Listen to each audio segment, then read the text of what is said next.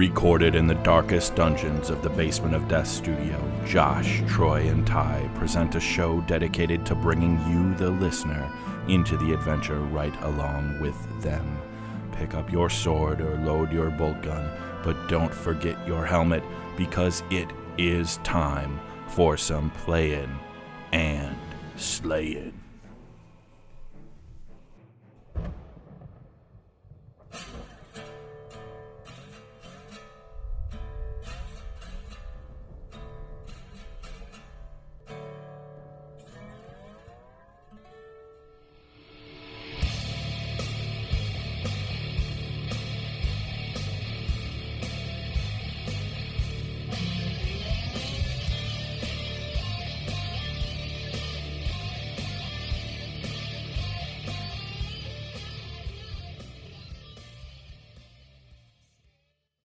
Live from the remote BOD studios around southeastern Wisconsin, it is Playin and Slayin, episode 55. I tell you guys, this episode is going to be one where there might be some tears shed for not being at Gen Con, but we're going to do the man on the street interview with Troy, who recently returned from Gen Con's maybe triumphant return to gaming conventions. We'll hear from Troy a little bit about his Gen Con 21 experience in a not yet post-COVID world. And then we're also going to bring back Play It or Slay It. It's been a while. It's been a long while since we did one of those. But just to refresh any memories, or for anyone who might be listening in for the first time, Play It or Slay It is a segment where we talk about something in gaming, be it a new game, a gaming adjacent product, or in this case, a streaming service brought to you by a gaming company. So Warhammer Plus, the subscription-based, mainly streaming, and a few other goodies that we'll talk about, and we give that a review and decide play it or slay it. Of course, we'll always have a full lineup of banter, what we've been playing, hobbying, kickstarting, listening to, reading, talking about, when we have time to just sit down and talk about random geekery and games. So should be a good time. We are without the intern tonight. It is a return to the old times before Bryce, as we have Josh, Troy, and myself here for everyone's listening and, I don't know, maybe viewing pleasure. I'm not even sure if I'm on camera. So if I am, I need to get my act together. You are on camera, and we will try. We've had the last two episodes up on YouTube, and I will try and do that too, where it's a little bit basic, but if you do want to happen to look at our faces while we talk, you can go on YouTube and listen to us or watch us. At some point, we'll actually have visuals where we'll embellish the video version with like a screenshot of a game or a picture or something. So, well, yeah, we used to always say, for a radio show, we're gesturing or we're showing a model or talking about a book or something. Now we can bring that visual medium to life. Yeah, and because I already did get feedback 55. That our YouTube, that my background sucked last time, and that I'm backwards, and I can't fix the backwards part yet. We'll work on the technical stuff there, but I tried to fix the background this time to have a little bit more interest. So, I mean, you've got your game shelves, the books, the Space Marine. Is that the McFarlane stuff there? Yeah, McFarlane is over here. Sorry, we're pointing for people that are only listening to us, but the big whatever size that is, the action figure size, McFarlane Space Marines and Necrons, and it's a Sister Battle, I think, back there. All right, and Josh has a nice ambient light going on, and I've got messy hobby space basement, so I think Josh can start flashing that light, so it'll be like a rave in a little bit.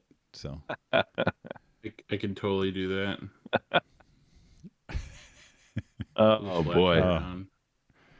So Well, Again, that's how it's going to be tonight. We're going to have visual effects. We're going to have, a very animated crew as we talk through our our show yep. notes.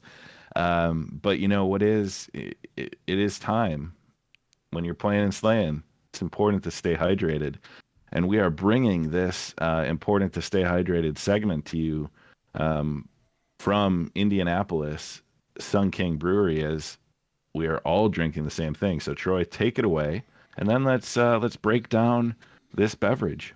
All right. So I brought back for everybody, and we drank a little bit while we were there, is Genevieve. And I don't know if this is like, did they might have rewound this from last year. I don't know if this was their beer they were going to do last year, and they did do last year, and they did it. There was something about that, but I may be right or wrong. So Genevieve, which is a dragon, that's who the mascot is of the dragon. Yeah, hold mine will be backwards. So if you look at Josh's video, be better. Genevieve is a Belgian style amber ale with malty sweetness, fruity character, and a hint of spice. And I would agree with all those things. It's a nice, very, I don't know if it's sweet, but a mild amber. Really doesn't have a lot of bitterness to it at all, that I think. And I'm usually like a not hopped bitter person, so I'm really enjoying it. And it has and it's a little bit more than I guess your regular amber. And I guess that's what that hint of spice is or something. There's something else going on in there. So I was super. I thought I would like it, and then it's even better than what I thought it would be when I had it. So enjoyed it. And in the normal thing on our way out of town, Ben and I hit Sun King Brewery and bought a case, and then I brought it back and distributed it to the other hosts so that they could have a little taste of Gen Con and what we were there. So Thank you, Troy. Yeah, thank you. Genevieve is it's tasty. I'm a huge fan of Belgians in general. And Josh can probably tell you how he gets that from the yeast used and the malt, or what the key differences are, but you do get that kind of different sugar with a Belgian, a little different sweetness. And I also like ambers a lot, and this is a really nice, smooth kind of fusion of those two styles of beer. And you get a nice that malt really comes through. That's probably what gives that sweetness. But Josh, maybe you have more critical analysis than I can offer. Yeah, no, you're spot on. Belgians have that distinct flavor, that distinct, like, I don't know, kind of fruity maltiness, whatever that is. It definitely shines through, but not like overpowering. There's sometimes you get a Belgian that's just like it hits you in the face, and they're good, right? But this one's a little bit more subdued since it's a Belgian / amber. And I don't know. I dig it. It's very good. It's a really good blend. So Genevieve, Sun King Brewing, the Gen Con beer for this year and perhaps last year, or the last Gen Con. I'm not Yep. sure. Some reason I remember the naming contest before this. Yeah, and So, again, I didn't do all my research. I felt like there was something where they were like, "Hey, we're carrying this over" or something, but I may be wrong on that. But it may or may not be brand new for this year. So all right, so then let's go and dive right into the banter proper, and talk about what we've been playing. I'm going to start. So it wasn't playing, but I did go to an event. I went to an Age of Sigmar tournament, Brew City Brawl, um, hosted by Brendan Melnick, so the Lord of Death, Hobby Bear, however you may know him. Part of the Cubic Shenanigans podcast. He hosts he's the TO and organizer of Brew City Brawl. This year he did a 3,000 point tournament, so quite different than your standard 2,000 point 5 round tournament. Gave a little bit of extra time for the rounds, but had 46 players, including the ringer, that attended at one of the hotels down by the airport here in Milwaukee. Folks from all over, a pretty good cross section of the Midwest community. And I didn't play, which was a first for me at an AOS tournament, but I helped Brendan out, just kind of with setup and, some helped manage ticket sales for the charity raffle and did the paint judging. So he had asked if I would kind of head up the paint judging and talk through as a different experience. Maybe talk about that more in detail at some point in time. But um, to go through how his vision of the score sheet kind of works, and then go around and score all the armies between games, and kind of interview the players for what did you do on conversions, or what am I missing here? What did you do for freehand, so on and so forth. But his tournament, what is always fun to see is there's a number of different trophies and awards given. One of the main awards, other than top finish and like best general, is Sigmar hard mode, kind of the special snowflake. It's an army that the list construction is certainly not like the meta net list, that it's unique and it feels underpowered. Like it shouldn't be doing, that well. But you have to finish 3 and 2, and you've got to have, a well-rounded hobby element to the army and the list construction. And then we review it kind of as a cabal of secret secret entities behind the scenes, come up with our favorites, and then out of those he finishes with that 3 and 2, gets that trophy. So it's always fun to see that one.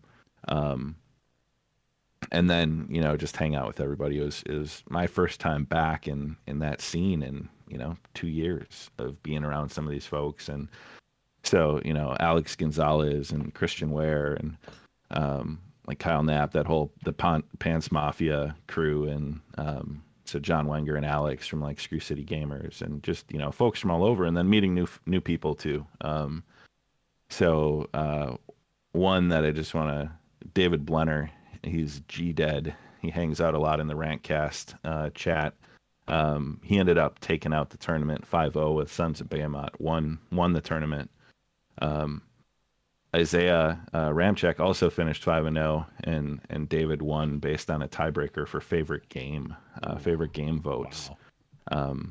But they both just had awesome finishes, and he had a Sons of Behemoth army with some conversion work, and it was fun to see him, meet him in person, and see him do well.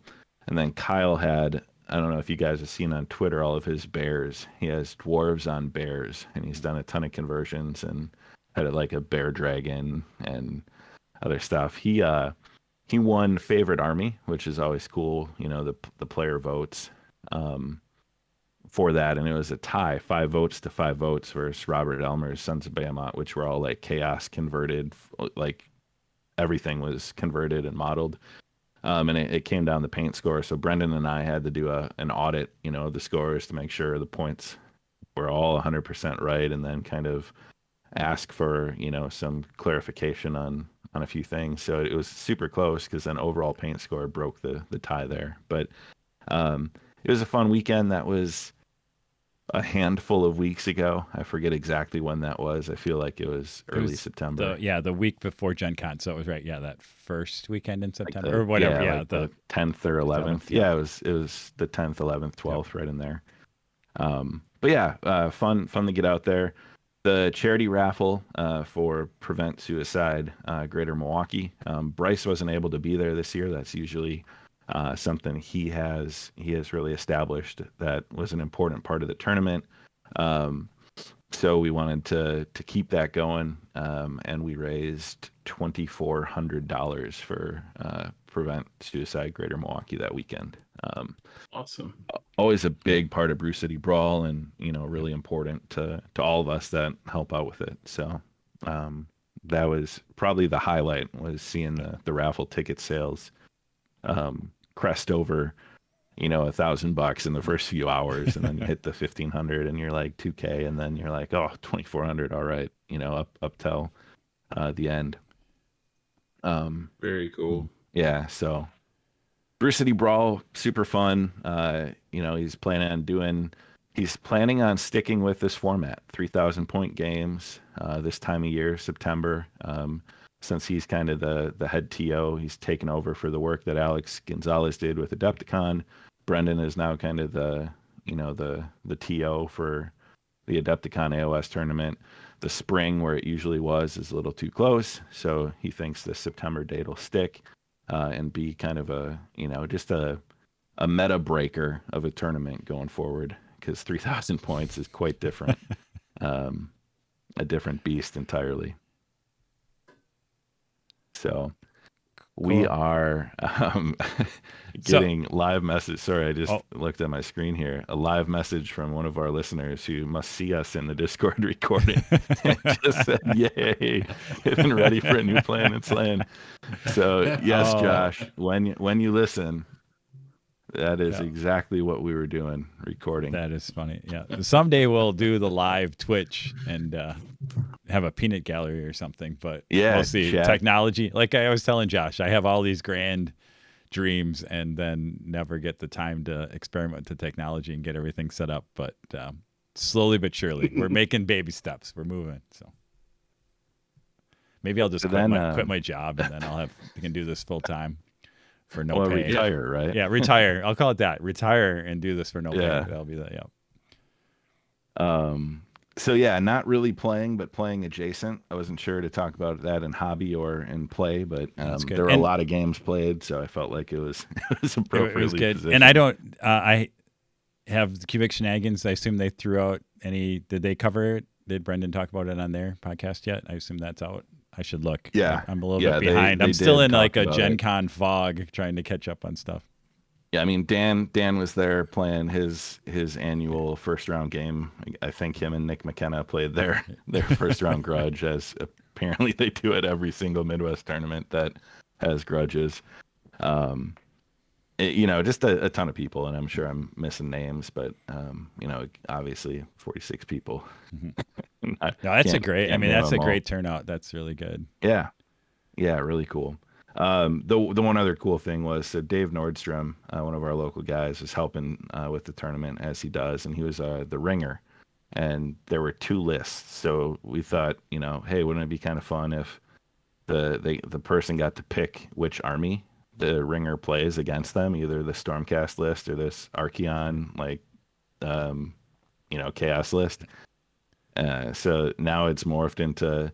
It may be one of those things where you pick your list from all 4 of the Grand Alliances. Like, do you want to play the Death list, the Chaos list, the Order list, or the Destruction list? And then we even joked that maybe we add the variance of you can also pick which ringer you play against. But yeah, there's some fun to be had there. Good tournament. And I told Brendan when signups happened, I said 3K is just that's not how I want to play. I couldn't give my opponent good games at 3,000 points for 5 rounds. It's just too much Warhammer, too many models, too many points. But I said, hey, I want to help. So I'll probably end up doing that subsequent years, because I just, big games they're not my jam. I'd rather go the opposite way. Yep. I'd rather play like 3 games at 1,500 points and call it a weekend. I'm a big fan of the 2-game tournament, but I haven't seen that yet, so I'm trying to. Yeah, it's really tough to figure out a finish. There's lots of ties. There's lots of you know what? And I guess they say run the tournament you want to see, right? So maybe that'll be the BOD tournament. It'll just be, you come for a day. We play like 2 games during the day, have a lot of socialization, and at the end we like randomly draw for awards, maybe, or something. I don't know. We dice off. Like we dice off to all these people are tied at 2-0. Here, let's roll off D20s, and we'll see who wins. Yeah. But then that'd be fun. And everybody will be relaxed. Nobody will be tired. Right? It'll be good, and we'll have plenty of energy to sit at the bar then. So. All about the experience. That's right. Yep. So helped with that. As far as playing, so I had decided that this was going to be the month that I dove headlong into Magic the Gathering Arena, after having last played in like the beta test of Arena, whenever that was. So I started opening packs, and I think I put like $40 in to get enough of a start, get in some cards and stuff. And then built a deck that I saw on the internet, tweaked it a little bit, and got to Mythic. So that was pretty cool. Hit Mythic ranking, and had a fair bit of winning and losing to get there, but not terribly difficult grind. And then they just released the new set Midnight Hunt, which is the Return of the Innistrad. So playing some of that, really enjoying the sealed format where you get 6 packs and make your own deck from it. I think I prefer that to even drafting, but had never really done that before at all. So just been playing a lot of Magic the Gathering via Arena. And Josh, I know you're playing. I maybe motivated you to reapply yourself to Arena. You sure did. Yeah, when you were like, I hit Mythic. I had been playing a little bit, just like here and there, not a ton. Like, oh my gosh, I'm grinding to Mythic, and I'm like, oh man, all right, I gotta get going. And I hit Diamond 4, and I was like, okay, that's enough for me. But yeah, no, I think it's awesome you hit Mythic. I haven't gotten there yet, so maybe I'll have to put that on my to-do list here. Try to grind it out. It's incredibly frustrating because you feel like some days you win 4 or 5 in a row, and then you lose like 7 in a row, and you lose all your progress up the ladder for that day, and you can't stop because you get your first loss, and you're like, oh, I got to bounce back. I got to get that position back. Then you lose again, and then you get frustrated and you hit a deck that you just know is going to be like. I found myself conceding matches where I knew it just wasn't going to be fun because either I didn't have the good opening draw, or and what scared me a little bit is I started to recognize other decks and understand the standard format. I've never been that type of like Magic player where I actually could figure out what my opponent's deck is and is trying to do, and then like know I either have ways to stop it and win or I don't. So I'm like conceding the game, after a first couple turns because I'm recognizing what it is. I'm like, this means I'm playing entirely too much of this game. That's awesome. Yeah, and now with the set rotating, I don't know all the new decks anymore. So I'm kind of going, well, crap. Now I have to relearn all this stuff, So, but yeah, no, it's fun. I'm enjoying it. Then in-person gaming, got together with Troy for a board game night. Josh, I know you couldn't make it, but John was there, and we decided to break out Zombicide Second Edition. So I brought over the base game and some of the expansions from the Kickstarter, and we cracked it open and gave it a whirl. We didn't play the fort or the Washington D.C., but we did have some fun looking at the White House tiles. And played one of the scenarios, I think it was like the second or third one, a medium difficulty using all 9 tiles. Pretty straightforward objectives and gameplay, but gave it a whirl. And I think we won with like a part of an asterisk. Yeah. I can't remember how John messed it up, but somehow he did. Well, he left Doug in the middle of the street. Right, yeah. So runners got the double activation and ate him. Yep. But whatever, his body got off the board, so we still counted it as a win. Yeah, we carried his corpse out. Yep. So, and maybe he could be revived. We know who knows. But it was fun. A lot of blood. But I was good. I mean, a lot. I mean, when you suggested that time, both John and I were kind of like, oh, this is because neither of us had kind of got in on second edition. And so it was just really interesting to see, like, what did they change? And you kind of heard about it, but until you really play it, right? It was interesting to see, how they had kind of taken everything they've learned in the past, whatever it is, 9-10 years now or something like that.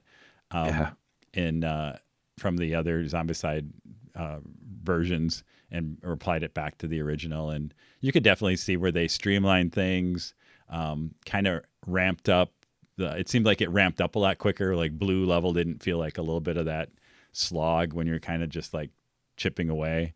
It seemed like things jumped out really good. And there were a lot of zombies on the board, a lot more abominations, which is, similar to what you see in, whether that's Black Plague or even Invader or something else like that. So, yeah, it was good. And the zombie rush, I know you had notes in here. I think that was interesting. Again, that mechanic where zombies jumped on and they moved right away, which again created a little bit more drama early on and so forth. So, yeah, it was One element I really liked is they put the weapon crates and the objective markers directly on the tile. Oh, yep. So they give you tokens that you can place on them, but you don't have to do as much. And same with doors. The doors are all on the map tiles, and the objectives and the weapon crates are already on the tiles. So you can put tokens to represent them, but they've marked where they go, which is incredibly useful because setup used to take so long looking at the map and then trying to figure out, oh wait, door, we have 7 doors, we need 8. Okay, here, oh here it is. Yeah. You forgo some of that, so it felt quicker to pick up, and it actually played pretty quick too. I mean, Yeah, it we felt were like done they streamlined some things around it, and I think also like there were what we were joking, right? There were weapons like you quickly got armed and ready to battle, right? You didn't like because sometimes you'll have that scenario where, and even it happens sometimes in Black Plague, where you'll get a character who just like they never get a good weapon, and they're always kind of like, or they're just never be able like to kind of get up and get up in their point value and get to the extra actions and things like that. And this, it felt like there were so many weapons laying all everywhere you turned. There was a weapon crate or that what does it call it, pimp weapons, where that you're drawing out of a deck that is going to be something awesome. Which is similar, again, like Invader, the same thing. They have the prototype weapons, which that you're going to get some. So again, it's interesting how they took different things from the different versions and kind of seeded it in there. But it seemed like they did a decent job of mixing them in there. There wasn't anything that I was like, oh, why are they doing this? Nothing felt like it was didn't belong or was taking away from the play at all. So Josh, we missed you. I played you. I was Josh. Nice. And reason I couldn't go was because my daughter, her birthday party was that weekend, and I had family in town. So, but at the birthday party, she got a game called Hedgehog Roll. I forget who gave it to her, but I was like, oh, that looks cute. Looks like a little fun little game, whatever. And we actually played it this week. And it's kind of interesting. Like, I haven't seen a game like this. So you get like a little fuzzy hedgehog. He's just a little ball, right? And there's all these. So the board is, kind of like a Candyland board, right? It kind of zigzags all the way to the finish. And there's different tracks. You can go through different tracks, and each space is a different shape. So there's like acorns and flowers and leaves and flowers and whatever. So you take the little hedgehog and you have all these little Velcro pieces that have that symbol on the back of them. And so you roll the hedgehog onto those shapes, and whatever ones he picks up, those are the spaces you can go. So if you get the right, the right combination of shapes, you can go, multiple spaces. So it's kind of cute. It's, shape matching and following the path, and the fun rolling of the hedgehog on the shapes. It's kind of cute. I liked it. My daughter really likes it. So a fun game for younger players. Most importantly, though, did you win? Mm-hmm. I think the first time we played, we actually ran out of time because it was dinner time, and we didn't actually finish the second game. So yeah, I think it was kind of a no finish. A no contest. All right. And yeah, no contest. And then second question, is it feasible to throw your opponent's hedgehog and then roll your own hedgehog to like gain advantage? Like, could you take your daughter's hedgehog, throw it across the room, and then roll your own? There's just the one hedgehog. So if you take turns, okay. You're learning to take turns too. Okay, so that's sure. another, Gotcha. Might be a tough game for me to handle if I have to sharing hedgehogs. Yeah. It's cute though. So I like to bring up games, for younger players in case other folks have little people at their house too. Excellent. Any other gaming going on? I know Troy, you may have some online Yeah. gaming going on. Not really. Not on here. I think I'll just cover some of this as we talk about Gen Con, because I think as I look Sure. back, everything that I've done was, I think, At Gen Con. in Gen Con. Yeah. I don't think we, yeah, everything's either related or at Gen Con. So Good deal. Let's dive into the hobby table. What we've all been working on. I'm gonna start this with just a possibly foreshadowing. At a bit of an inflection point for Havoc upcoming in November, as Bryce and I chat and discuss, we don't have a plan B, and plan A is heading south very, very rapidly, as we just have not been put in the time and work in. So we're, my people and his people are, they're trying to come up with a strategy to get us to, to victory here in the elections in November, but we're not sure what's going to happen. I went on a burst and I started like converting my warlord, and I was pretty happy with the progress, and then just kind of stopped. So now it's like either gotta pull the chute or you gotta work 5 times more effectively and efficiently than I'm currently working. And part of that was I did a hobby desk reset, so I had a bunch of just random half painted stuff and like hadn't hobbied in a while, so I just cleaned off the entire workspace and then spent several hours working on the conversions for my warlord model, which I'm actually pretty pleased with. I think I think it'll work. Painting it'll be another story, but at least getting the build part done was pretty enjoyable. But now it's time to reapply myself. So I did distract myself with a Noble Knight shipment that's close by. It's not at hand. I was going to grab it if it was close, but I bought 5 or 6 more boxes for Crisis Protocol of different characters. So I'm filling up my, I've got all of the Guardians of the Galaxy now. I've got all of the Spider-Verse, like the Web Warriors affiliation and some others. So gonna start building through those, and I'm kind of at a unique junction where I'm really struggling too with AOS 3 and motivation to play that game in any kind of competitive sense, just for where the meta's gone and how the game's complexity has shifted a little bit. And I'm really finding myself drawn to like Crisis Protocol and that style of interaction in game, like skirmish size, just more manageable size. Warcry, maybe even Kill Team if I can get a translation for what those symbols mean, because that is the stupidest thing I've ever seen in a game. But like that size game is just so much more accessible to where I'm at right now. I don't know what it means long term, but like I got some motivation from Brew City, and I was like, yeah, it's cool, but I also then thought, well, I don't want to play in this size tournament, like, and I don't know if it's addition. I don't know what it is, but maybe I'll get over it. But that's kind of the inflection point, It's kind of at this like I have to make a decision, and I think Bryce is struggling with that as well, as how hard do we want to commit, and if we need to do it like 2 weeks ago.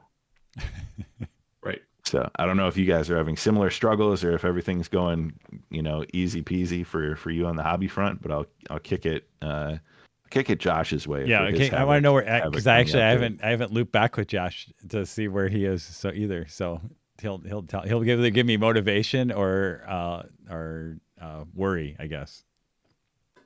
So I go through spurts of, okay, I'm getting stuff done, and then I'll fade off, and then I'll get some more stuff done, and then I'll fade off. And I actually had to order some models that I didn't have, and those finally came. It took forever. I had a gift card from GW that you couldn't use online, so I had to actually go to the store, use it in the store, and they sent it to me, I think from overseas, like from the UK.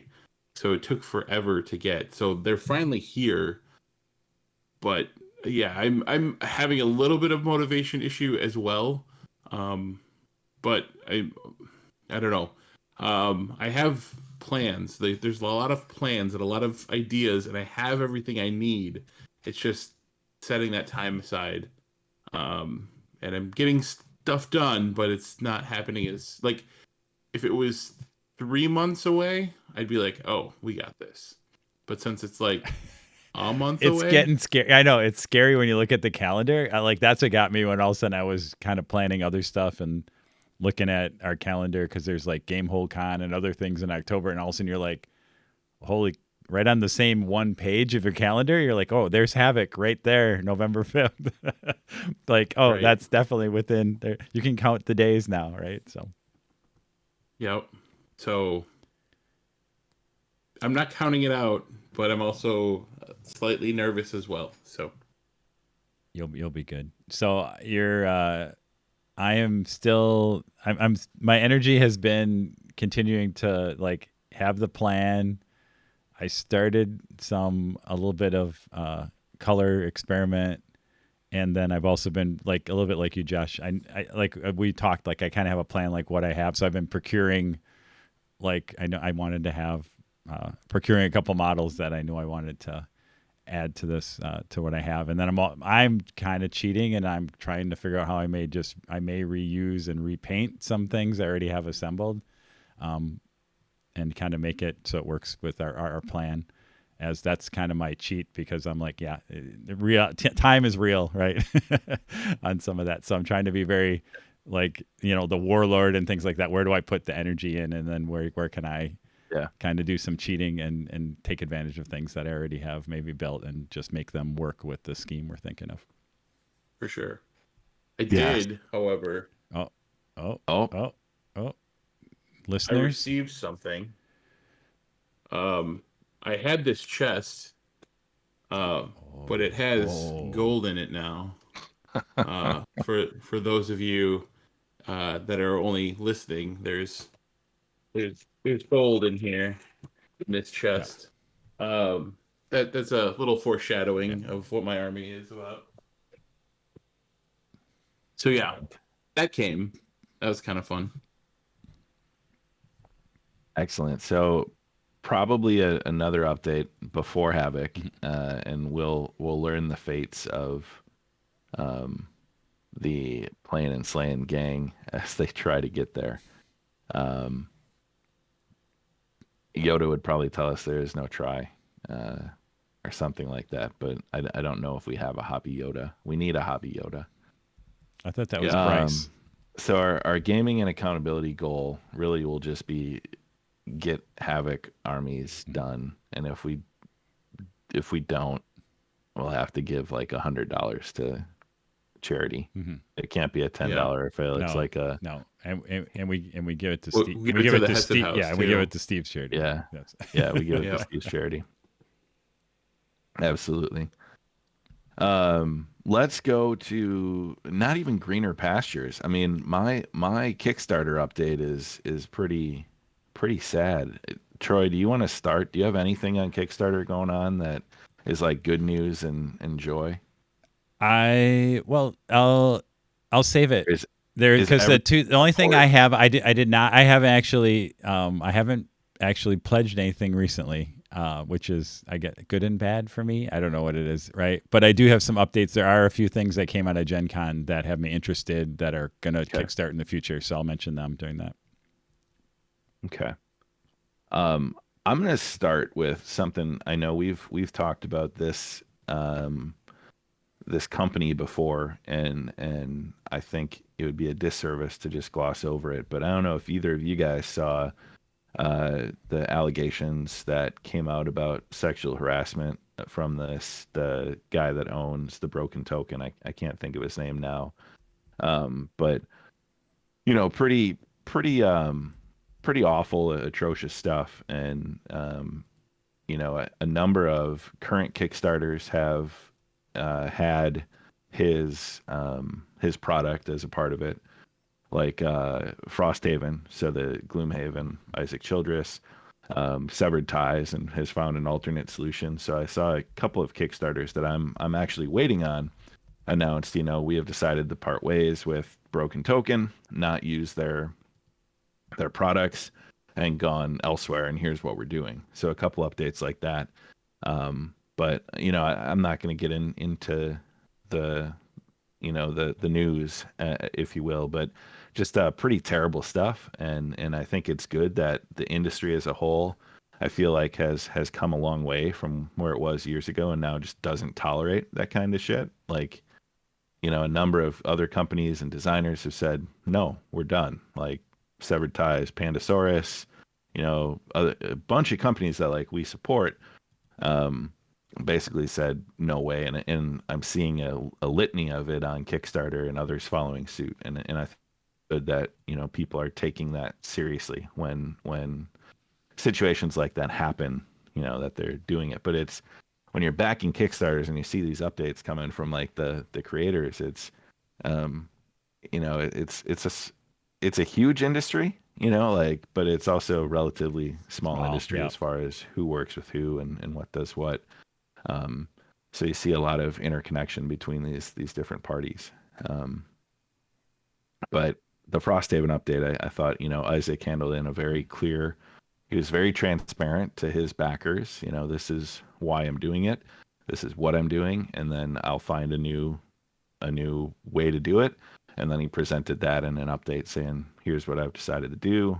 Here's the inserts that we're going to use, and move forward. And I think a lot of Kickstarters and game companies could learn a lesson too about that transparency and that communication. I think some are better. We've talked about how some companies are terrible with their communication and others are very clear and very transparent. And I think he is one that is very thoughtful in what he tells his backers and how he does it. So Yeah, when all this stuff came out, I I actually saw some sort of cryptic note on Twitter of all places, and I was really confused. I didn't know what was happening. Like I it didn't make like it. If you knew the story, if you knew what was going on, it would have made total sense. But like I had jumped into the middle of it and didn't have a clue, and so I'm like piecing all this stuff together, and then I finally get to like the original, like, oh, this is what's going on. I was like, oh, wow, that's bad. Like it yeah, just kind of hit you, like a hot wave, right? And yeah, it was just kind of awful. But yeah, anyway. yeah. And then in, I guess, happier Kickstarter news, so Simon had their Eternia, the He-Man. I don't know the full name of the game, um, but miniatures. He-Man, Skeletor, the saber-tooth like tiger that Adam rides, and like just like all this stuff. And I'm like, oh man, the nostalgia factor was. I was like, oh, and then I didn't even go to the campaign. I didn't because I didn't want to end up getting sucked in and backing it. So I ignored it and I pushed it aside. When people posted in Discord, I kept the walls up. I said, no, I am not. I put my box around me and I said, I'm not going to do it. As I thought about the other games I'm still waiting on, like yet more Zombicide in the Old West and Massive Darkness 2. Speaking of which, if anyone wants to purchase a full Massive Darkness 2 Kickstarter pledge, whenever that comes, I'm definitely not going to like even touch it. I'm just going to have to see if I can ship it off elsewhere. I've been seeing He-Man figures painted on various platforms, and they look pretty cool for what it's worth. Yeah, they absolutely do. But I can't, Josh. I just can't. No, And I hear you. I'm just saying. And it'll be at retail. Like if you really want whatever, and you I probably can get it for, you'll be able to get it for half the price. And if you just want the miniatures, be able to buy the game for whatever, half the price, throw the rest of the game away, have the minis and go. I have a full like desk of things to be built and a shelf of like I don't need He-Man. Yep. I'm supposed to get Hero Quest end of this year. Like Zargon has been tweeting random stuff about his minions on their Twitter feed. Joe Manganiello's quest book got added in because they hadn't hit the 4 million goal, but then they ended up saying, "Hey, we're doing it." So like he did a quest book and a couple models that they added into the pledge, supposed to be end of the year. But I can't do more. I just can't. That's good. Well, we'll support you, you, man. Ty. We'll support you. Yeah, I didn't even get He-Man is interesting for me. Like He-Man, I'm a little like before He-Man, I guess. Like I was a little too old by the time He-Man was like hot, so I was aware of it because I think my brothers and younger brothers like do it, but I think it's cool and whatever, but it never was like super nostalgic for me because it kind of missed me in kind of the age. But Anything? Nope. No other Kickstarters. Show notes are so good. They just let me Yep. kind of see like if I'm missing anything. what we did, yeah. It's like a script. We need the script our episode. We should get writers like the late shows. You know how they have a writers room that can just give us jokes and material. Or what? Pause for audience laughter. Yeah. Well, what if maybe we're the writers and then somebody could play us? We could have different people guest host. Ooh. And then they would just play us and say what What went on in the actor script. plays you in the BOD Playin and Slayin movie, Troy? That's a good. Can I just say Brad Pitt?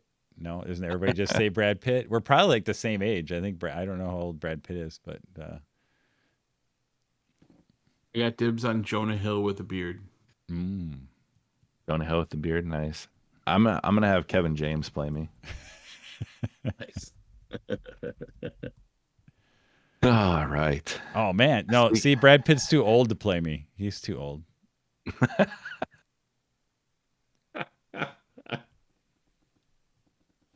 Oh boy. So, somebody put Warhammer Plus in the other items of geekery, but that's our play it or slay it. Yeah. Yeah. We can't have that Troy. there. No. Did I Troy. do that? That's you're trying to get people advance notice Yeah. of Of Warhammer Plus and Warhammer how Plus. great it is. All right. So I bought a few RPG books. Whoa. That I'm fairly happy about. One is the Wild Beyond the Witchlight, the newest D&D book. I got the alternate cover down at Games Universe, our local store. The same day that I picked up the new Auric Warclans book, I picked up the alternate cover by Hydro 74, kind of that current hit artist of all things D&D alt covers. But it's the Feywild Adventure. It is completely unique as it is the first book that has been designed in a way that you could theoretically not have a single combat encounter. You could play through the entire campaign through just role play, skill challenges, and other things. They've given you a path where you do not have to fight anything. General premise: a carnival comes to your town, owned by Mr. Witch and Mr. Light, the Witch Light fair or carnival, and then the players end up being transported to Prismere, which is a domain. So they've carried forward what they did with Domains of Dread and Ravenloft, Van Richten's Guide, and did Domains of the Feywild, Prismere being one of them. But and the other cool thing with Wild Beyond the Witchlight, usually the Adventures League, which is like the the store play and the convention play, are adventures that extend and expand beyond the current like book. Storm King's Thunder, they did related to that, and the Baldur's Gate one, Avernus, related to that. This they said they'll be using encounters and adventures from within the Wild Beyond the Witchlight for Adventures League, and they're directing people to look at all of the creators that are out there on like DM's Guild making content using different domains of the Feywild and Feywild material, and they're encouraging people to purchase those and look elsewhere. But they kind of changed up the format for Adventures League this year. And then Troy found me a box set and book and added in the GM screen for a game that I have been almost obsessive about for the last several weeks, and I was not wanting to pay the outrageous like $50 shipping cost to get it from Europe because I couldn't find any US distributors. But Free League Publishing must have been hidden away at Gen Con, and Troy sent me pictures and a message on Discord, and I was like, yes, yes, please, please buy this and this. And he brought it back from Gen Con, the Forbidden Lands box set with the it has the player's book and the GM's guide in it, one of their expansion books, and then the GM screen as well. So I've been obsessing over Forbidden Lands the last several days since we played. Was that last weekend? I think we played Zombicide. So I've been flipping through those books for inspiration, and if not playing actually a Forbidden Lands campaign, I'm trying to think like how could I do this style of game with 5e, because we're all familiar with 5e and the map and the hex exploration and everything. But I'm not crazy. I can't start a third campaign. Whenever I do that, I end up burning out too soon, and I have 2 going currently. So I want to, though. I want to. I need somebody to tell me not to. But it's really cool. I highly encourage anyone that there's some cool like YouTube channels that are playing through it. Sean Kelly from Gaming and BS runs one that I don't think they do live play, but he talks about sometimes. So it's kind of a classic style RPG. You know, it sounds like relatively high mortality rates, exploration, and monsters and artifacts, and relatively low magic. So it's not like the high magic of D&D and crazy spells everywhere. Has more of that Conan feeling of like low magic, but awesome grindy RPG game. Cool. I'm glad I found it. Yeah. I mean, made my week when I got that message from Troy. Here I am at home, not able to go to Gen Con, not sure about Gen Con, and I see Troy found it, and I'm like, yes, a moment of happiness. Any other before we get into the library segment? Any other? I just tidbits. And I didn't have it on here, but as you mentioned, Wild Beyond Witchlight, did you watch any of the D&D celebration that was online? I think it was last weekend. A lot of good. I haven't even made it through. I watched a little bit live, but a lot of it's on YouTube, and there's some cool stuff and a lot of coverage of Wild Beyond the Witchlight in that over those 2 or 3 days. Again, lots of fun. They do a lot of fun one shots. And then they also kind of have designers and different people on. They talk about things, different releases that they're putting out. And I think there's also that dragon book I'm really excited about for D&D. Yeah, I love dragons, so like I'm totally excited for that. I'll buy that. Couple new dragon types, couple ways to dragon lair encounters. What I thought was interesting, I didn't watch a lot of the coverage, but I read kind of notes and some follow-up and summaries. They talk about in 2022, they're kind of changing how monster and NPC stat blocks work from like a spell standpoint, and they're building it into like an attack option or an action option. So now like a GM, if they're playing an NPC that's a spellcaster, has to kind of go in and like read all the spells, and it just kind of slows down because when you're the GM, you're not as familiar with, an NPC spell list. Like you've got to figure out, okay, what are these? How do I do it? And they're kind of streamlining it to put it into like attack actions. So like a war priest would have the 2 big maul hammer attacks, then like a holy light. It works just like a spell, targets a spell attack within 60 feet that they can see, must make a wisdom save, and then this, or if failed that. But it removes that needing to just be an action and kind of the action economy.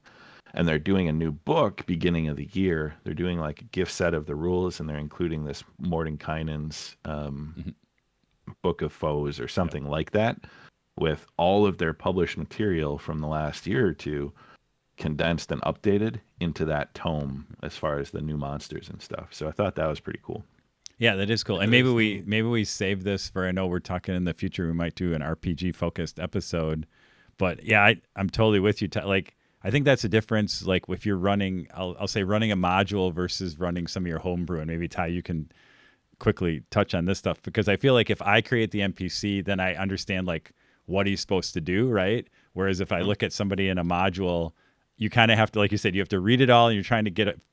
Whoever wrote that had the idea like, hey, this guy is going to cast this fireball, right? He has some. It's almost almost like wargaming, right? Like, how does this Yeah. thing work, right? And if you're having to kind of figure it out from reading all his powers and spells and stuff, a lot of times I feel like you wouldn't. Sometimes you don't play the NPC the way as powerful or as tough as they were meant to Oh, be, yeah. just because you don't see all the you're like you're kind of learning it as you're playing it, and you're like, oh shoot, I should have used this, or I should have used that, or I should have gave him this buff, right, to do it. And so I really like that idea of just kind of streamlining it so that as a DM, especially when you're running a module and running something Yeah. pre-generated, you don't have to kind of use a lot of brain power to figure out, okay, how am I supposed to play this NPC and what are really his strengths and something else like that. But that's what I say. But what I found is, like, if you're homebrewing, if I made that NPC, then I know how he wants to work, right?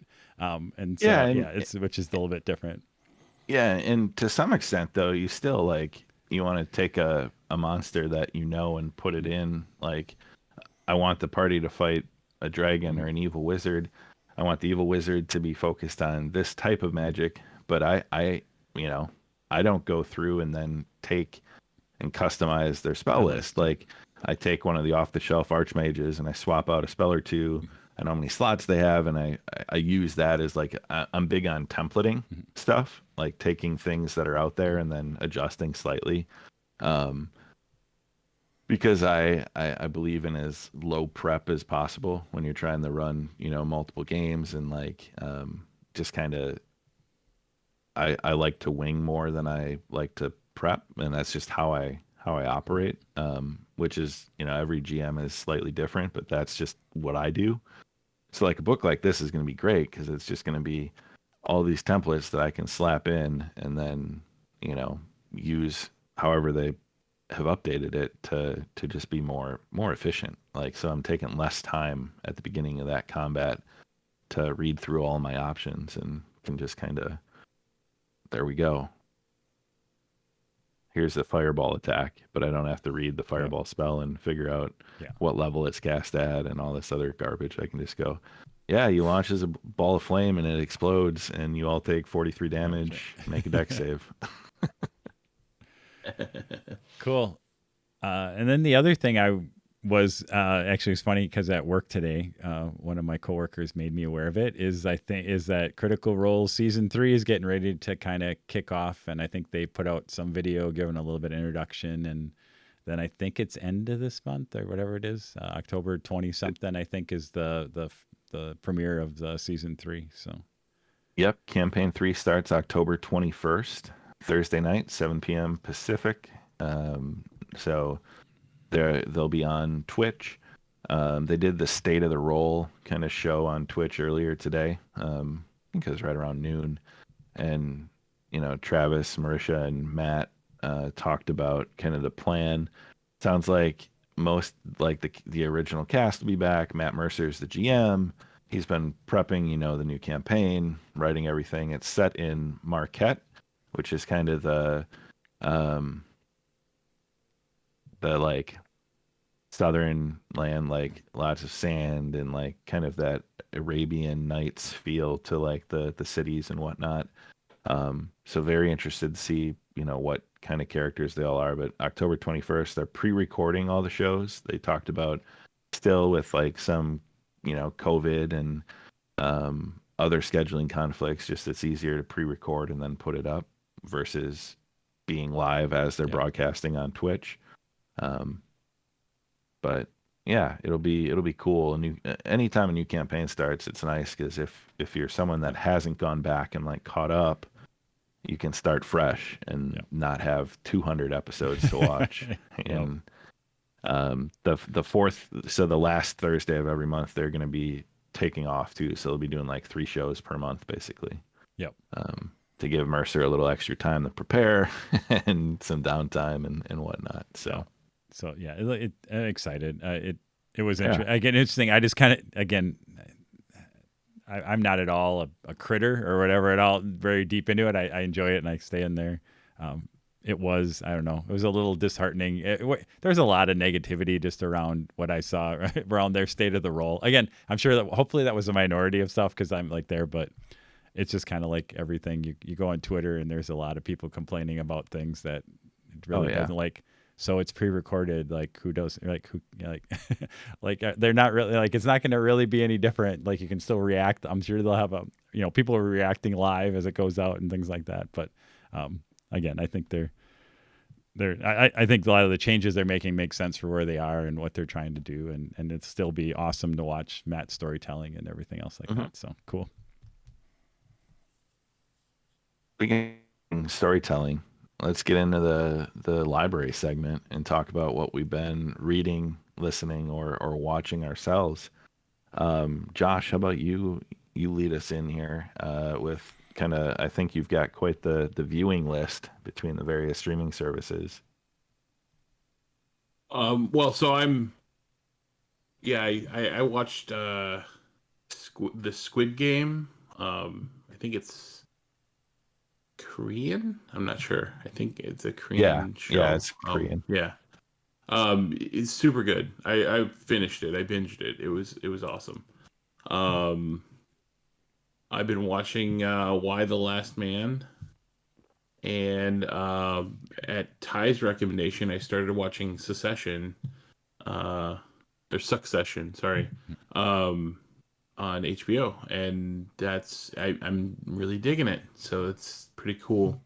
I think that was, and I need to get back into reading. I haven't really read much lately, and we were talking before the show. I think I'm gonna dive into some Joe Abercrombie because I feel like that's a niche that I haven't like gotten into yet. So, and whenever you guys recommend somebody as strongly as you guys have with him, I feel like it's gonna be a home run. So, yeah, I think that's gonna be next to my list. Good I choice. mean, I would argue there's nobody in the last 20 years that I've enjoyed all of their output as much as I've enjoyed everything that Abercrombie has written in the last 20 years. Awesome. Yeah. I think that's got to be next on my list. And I've been doing a lot of podcasts lately, and I'm getting kind of, I don't know, it's becoming a little stale. So I think I need something new. So that'll replace my podcast time. I don't listen to podcasts anymore, like at all. I'm struggling to find time because it's kind of in the way. Work from home has shifted my listening, whereas I used to do podcasts more when I was in the office, and now I'm doing like Audible or music or other stuff. Yeah, I still listen to like Rage of Sigmar, Cubic Shenanigans. I find that the bits of the show and some of our our friends that we we know that are putting content out there. But I've been doing a lot of reading, mix of Audible and then actual books. I think I just finished my 31st book for the year, so I'm only 5 away from my 36 book challenge for 2021, and I've got 4 months left. No, 3 months left. We're at the third quarter. Yep. But I listened to the book 14 by Peter Clines. Very interesting. Didn't end up where I thought it was going to when it started.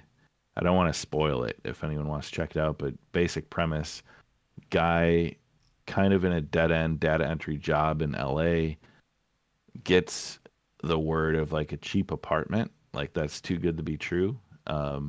Moves in, weird stuff starts happening, and then him and the other residents of the building start investigating what's happening. And by weird stuff, I mean like machine in the walls and like a room that's been locked forever, and like the dimensional space of the building doesn't add up, and there's no power lines running into it, but it's, it like, um, and then it just goes from there, and it goes in very strange and um, strange and dark places. I guess that's probably the least spoiler horrific way to talk about it. Then I went and I read Battle Royale, the book that spawned the movie Battle Royale, and then I think spawned every kind of Battle Royale video game that has made since then, about the ninth grade or eighth grade class of Japanese school children that are taken and put on an island every year to fight each other to the death until there's one survivor by their kind of awful authoritarian government, which convinced me that Hunger Games 100% stole everything from Battle Royale. Yep. Like there is I was just no going to say doubt. that. Yeah. Well, There's no doubt in my mind after reading Battle Royale, having read Hunger Games, that whatever her name is it Suzanne Collins or Susan Collins, stole literally everything from Battle Royale and put it into a slightly different government, and like the tributes but almost identical. Like well known. I don't know. I figured, I thought that was well known, not like that. I guess anybody who didn't know, if you didn't know Battle Royale, like you wouldn't know. But well, I mean, like how many things do we U.S. or Americanize, right? Like it was a classic case of taking, how many shows are there that were European or Japanese, and they've turned them into American 100%. American Ninja Warrior. There we go. The Office. Yep. Took the British show because we don't like the originals. We have to make it our own. So. Yeah. Well, there's an interesting interview at the end of the book, like kind of an afterwards, where he provides commentary, and I don't know when the edition was translated. I think like 2012 was the translation. Maybe a little bit earlier, but the book was written in like 98, I think, originally. The movie was 2000. So and he talks that about like it would have to be the right situation if a film studio, if a Western studio or a Western, like TV, whatever, were to do it, it would have to be a certain way. He wants to handpick who does it and how it's done, and it still hasn't happened. So I mean, here we are 20 some years later, and it hasn't been picked up and optioned by one of the Hollywood studios. So then I started doing what I did with the last Abercrombie book, The Wisdom of Crowds. The third one in this series, I picked up the hardcover because I like adding his stuff to my shelf, and then on Audible. So I'll listen to a chapter and then I'll read like part of a chapter. So I kind of sync my Audible to paper. I try to do a chapter at a time so I can just easy to jump, flip back and forth. But I'm still pretty early in that first few chapters, but really enjoying it. Just need to dedicate some time. And then I've been binging a lot of shows. So Why the Last Man dropped. I love that comic book, graphic novel series. So that was an instant start watching. And then on Hulu, I've been watching Only Murders in the Building with Steve Martin and Martin Short. They kind of riff on true crime podcasts. And Selena Gomez is in it, and there's a murder in their apartment building in New York, and they decide they're going to investigate it and do a podcast. So they kind of it is so good. It's delightful. I saw the ad intrigued me. Like what just saw the people on there, but I had really no idea like what the plot was. So that's really didn't grab me. So now you've got me a little bit more interested. So Steve Martin was he's an actor who had a very popular TV show in like the 70s or 80s. It was not done much, but it was Brazos. He was like a detective. So he's playing a guy that hasn't been big since like the 70s or 80s. I mean, Steve Martin himself has done a lot, but he hasn't been in the spotlight in 20, 30 years. Like when you think about his heyday, Martin Short is like a Broadway director. who would bring these big shows in, and like Selena Gomez is a millennial, like redesigning her aunt's apartment or something. So it's super enjoyable. Nicole and I are watching that one together because she's a huge true crime like fan. My wife listens to all sorts of true crime stuff and reads it, and like probably knows how to murder me in 100 different ways where they'll never find my body and she'll never get in trouble for it. And then Succession, HBO, I watched all 2 seasons in a week, just late nights and weekend like hours, tearing through that.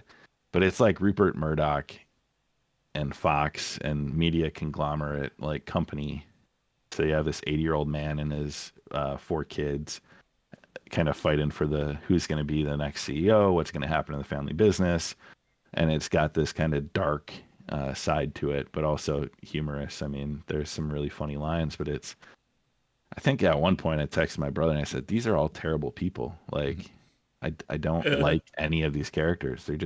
They're atrocious in what they do to people, and how, like, being that rich, your viewpoint of the world, and like how other people are just there to like serve you. And there's a lot of like callbacks to the last few years of our like world and media and society.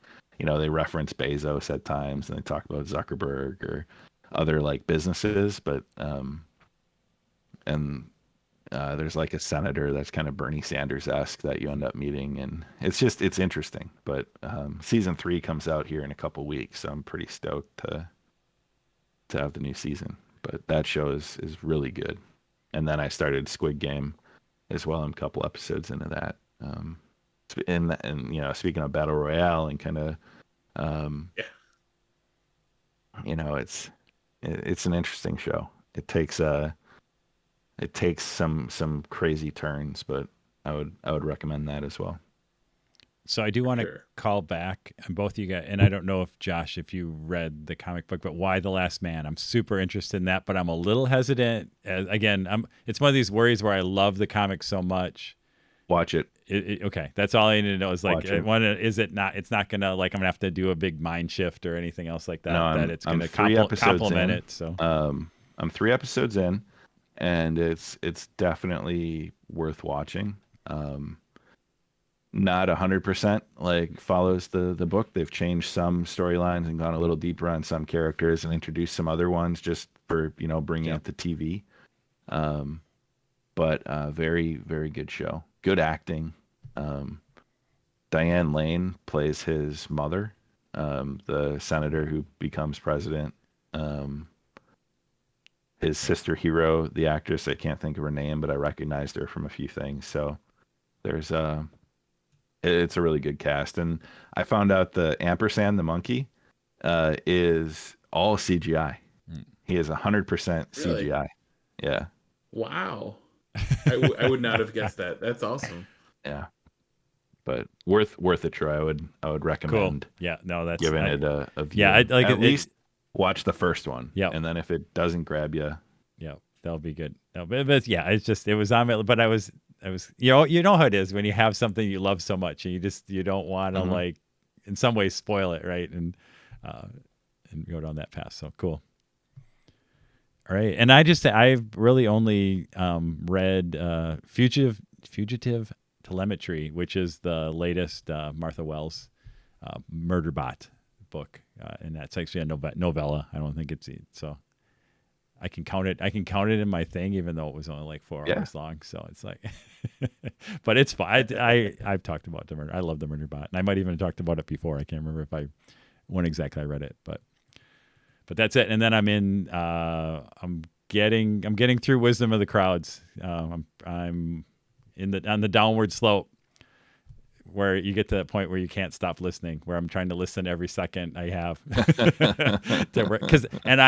Sorry, Ty, but reading it is sacrilege. Like, Stephen Pacey has to announce every word into my ear, 1.0 speed. It's the only thing I ever do is this. I am such a Steve Pacey fan, and the way he performs. You've never heard those the books. Voices in my head, Troy.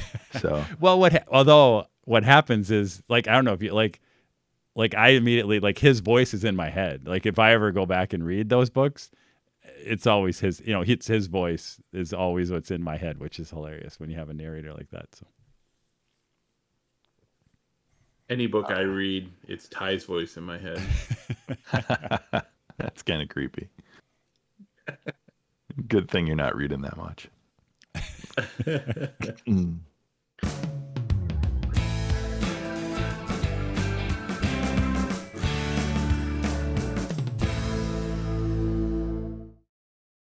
All right. Let's just dive into Gen Con 2021, our kind of main topic here. Now, obviously, since Josh and I were not in Indianapolis for Gen Con, we don't have much perspective on this other than what we saw through Troy and Ben's camera at various times or commentary. But we're gonna ask a few questions, Troy, and we'll pause, and if there's any threads we want to pull, we certainly can. But we'll kind of interview you here about your Gen Con experience. I think the first thing is probably just give an overview of, like, who went, where did you stay, kind of just a summary of the journey to and your accommodations. And then what I'd like to hear about is how much did the COVID situation and different protocols kind of change it versus how it was, subsequent times, because there's got to be a slightly different feel. Yep. So I'm interested in kind of that impact. Yeah, sure. So we went. Ben came up from San Antonio, and I drove down by myself. So we were a very light crew compared to years past, where maybe I don't know, what do we have? We probably had a dozen, right? Oh, maybe even more people, right, from different close to our group or our extended group that have been in there. So it was really just us two that went down. We stayed at the Hilton, which is just, I don't know, like 2 blocks down from, I want to say, north of the thing, but I get my directions messed up. You're right off the circle, right off the circle, but the circle side towards the. That's where we stayed the first year that Josh and I came back to Gen Con. Yes. In Indy with you. Yeah. I like that hotel. It's because if you're attached, great, but it's a nice hotel and it's not a bad walk, and it doesn't reach out. And we've had a great room. We had a double queen plus like a suite. There was plenty of hotel rooms this year, I think, if you really wanted to. Again, I think the stuff right around the convention center filled up and so forth. But there's more hotel rooms. Like there's a couple as the Lucas Oil Field. There are a couple new hotels that I'm built on that. I want to say south. I'm always not sure if I'm going the right direction, but closer to Lucas Oil Field, there are more hotels that were built up around there. Like I don't know if you heard of this True brand. I don't know who it is, but True, there's one there, and there's a couple. I can't remember. There's another one that we mentioned that we saw that is a new build there. So good news for the future is at least there's continuing to be more and more downtown hotel space that coming up there. But this year, I don't think you had a problem finding hotel space around that. So. And then kind of your second one, it was interesting, as you mentioned, though, the first time that you went down which was the return in 2010, because Ben and I were joking a little bit, like that's kind of what it felt like from the numbers perspective. Like it felt like, oh, hey, it's Gen Con 2010, where there were, because I think their numbers were, I think the unique turnstiles, right, they're saying something like 30,000 or something else like that. So probably about 50% of what it was in 2019, I think is what the general feel was. But that's it. So again, so lots of people definitely felt like Gen Con, but not the crushing crowds that that we've been used to in the kind of the probably since the 50th, right? Since 17, 18, 19, where it's kind of like from Wednesday night on, right? There's people everywhere, right? And it wasn't that. It was more of lots of people and definitely busy, but not the crushing crowds where you could walk in the hallways. The vendor hall was busy, lots of, and at certain times, I would say, especially Friday, Saturday, Sunday, you'd have the big cross areas where you're kind of like, yeah, okay, you're behind some people. Again, I think we've talked about it. Like how many times in like 2019, right? You go into the vendor hall you were like always just like a sardine, right, packing through. And so it actually that was so it felt good in that respect, like you could move around. The big hall, like they had condensed the footprint. Like I don't know how much they had. Well, they didn't have anything in Lucas Oil Field, from my understanding, because and also there was a home Colts game on Sunday. Yeah. So we'll get to that one too, which is interesting. But I don't think, they didn't have that huge presence there. I think they pulled a little bit back from the hotels just because they didn't need as much space. Most of the activity took place, I think, in kind of the normal, JW RPG stuff in kind of the JW halls and so forth. I don't even know. I didn't venture too much up onto the second floor of the ICC. Now that I think about it, which were all those big like Pathfinder halls like that. Mm-hmm. So I can't actually speak to how much of that space was used. I think those were maybe some of the board game rooms or something else like that, but a lot more, just more room to kind of spread out, and you didn't have everything packed. But the big hall, like the ABCD hall next to the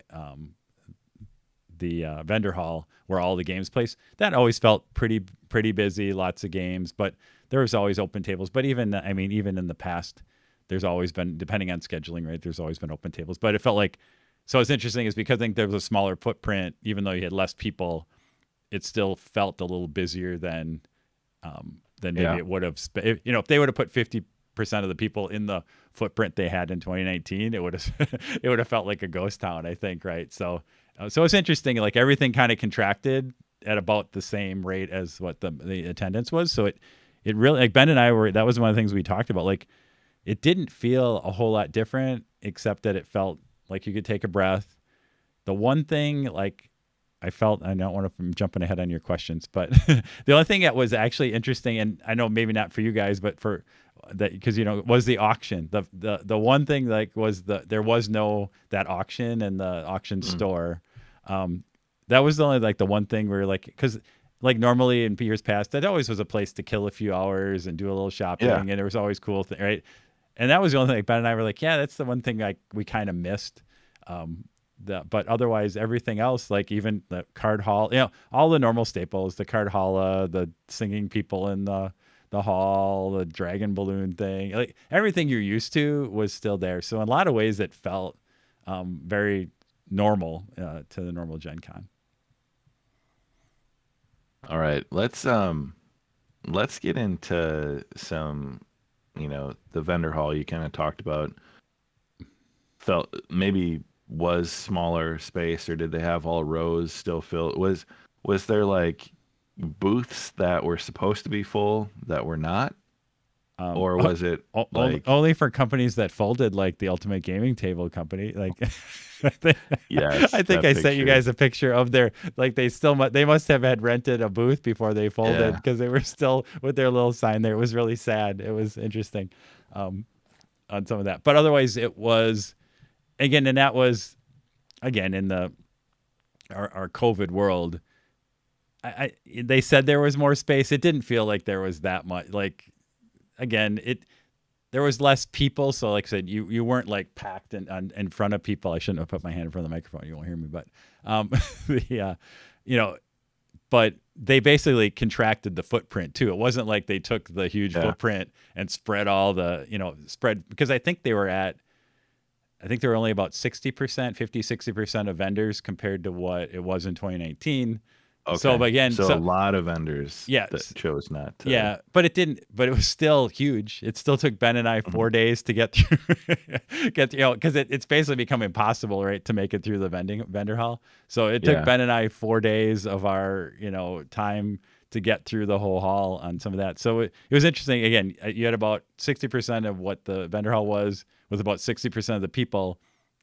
So it felt about the same as what you were there. So were there any vendors that you were like, you could tell weren't there? I mean, usually, the big ones, but wasn't it like Asmodee? Asmodee, I mean, that was maybe if you were, I mean, I guess I'm not a huge, that was one thing you didn't see, was kind of that whole Fantasy Flight, Asmodee, like in the past, right? They've had a whole block, right? Or whatever you want to call it, were there. So, so that if you're, so they were kind of missing, but some other, what's interesting is it actually gave a little bit of, I'll call it breadth or space for some of the smaller vendors to kind of spread into that space and show off their wares.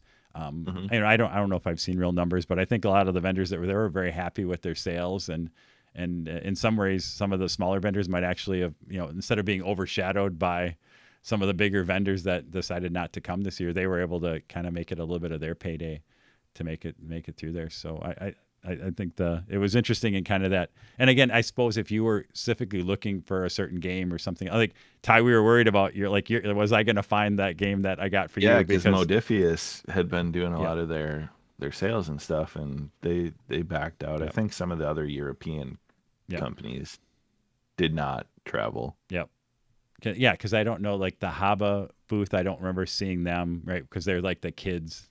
But they're like, what makes me think is that I think they're a German-based company and such. So you could definitely see, I'm sure that there was a lot of, again, it would have been a lot more logistics if you were trying to get into the country and how do you ship your stuff over with the current, and all that stuff. So, So sorry, but not huge gaps in that. And it was, and I don't know if we're going to hit on it, but like it was interesting, and it was like the Catalyst booth was like, that was like a super busy booth, right?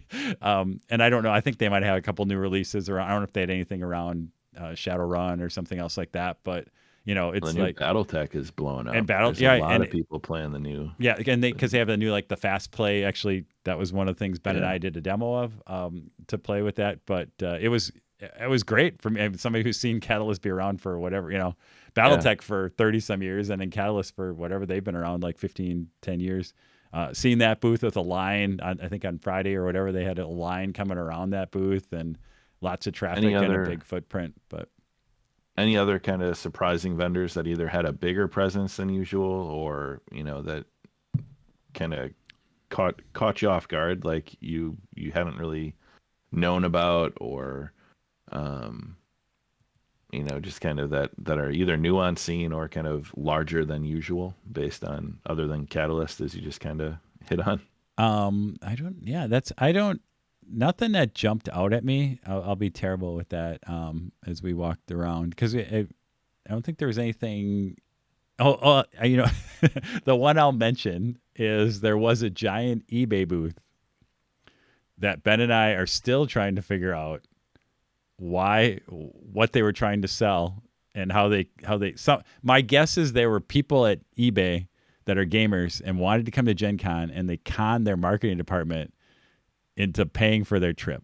That's the only because right, 99% of the people at Gen Con know what eBay is and probably use eBay and probably have an account.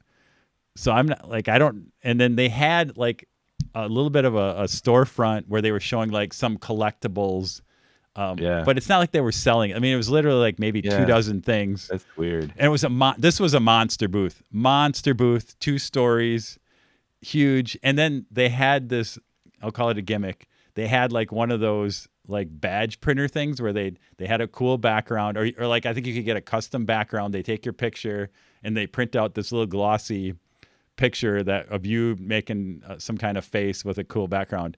That had a line around the booth for that. But Ben and I I'm still trying to figure out what their angle was, because that had to be, I don't know, that had to be a $20,000, $30,000 booth, right? Like, and I'm just like, what are you selling? Like, I don't get, like, everybody knows what eBay is, right? Like, but it was one of the most, a huge popular booth. That's was weird. In the middle of the convention. So that's probably the weirdest one.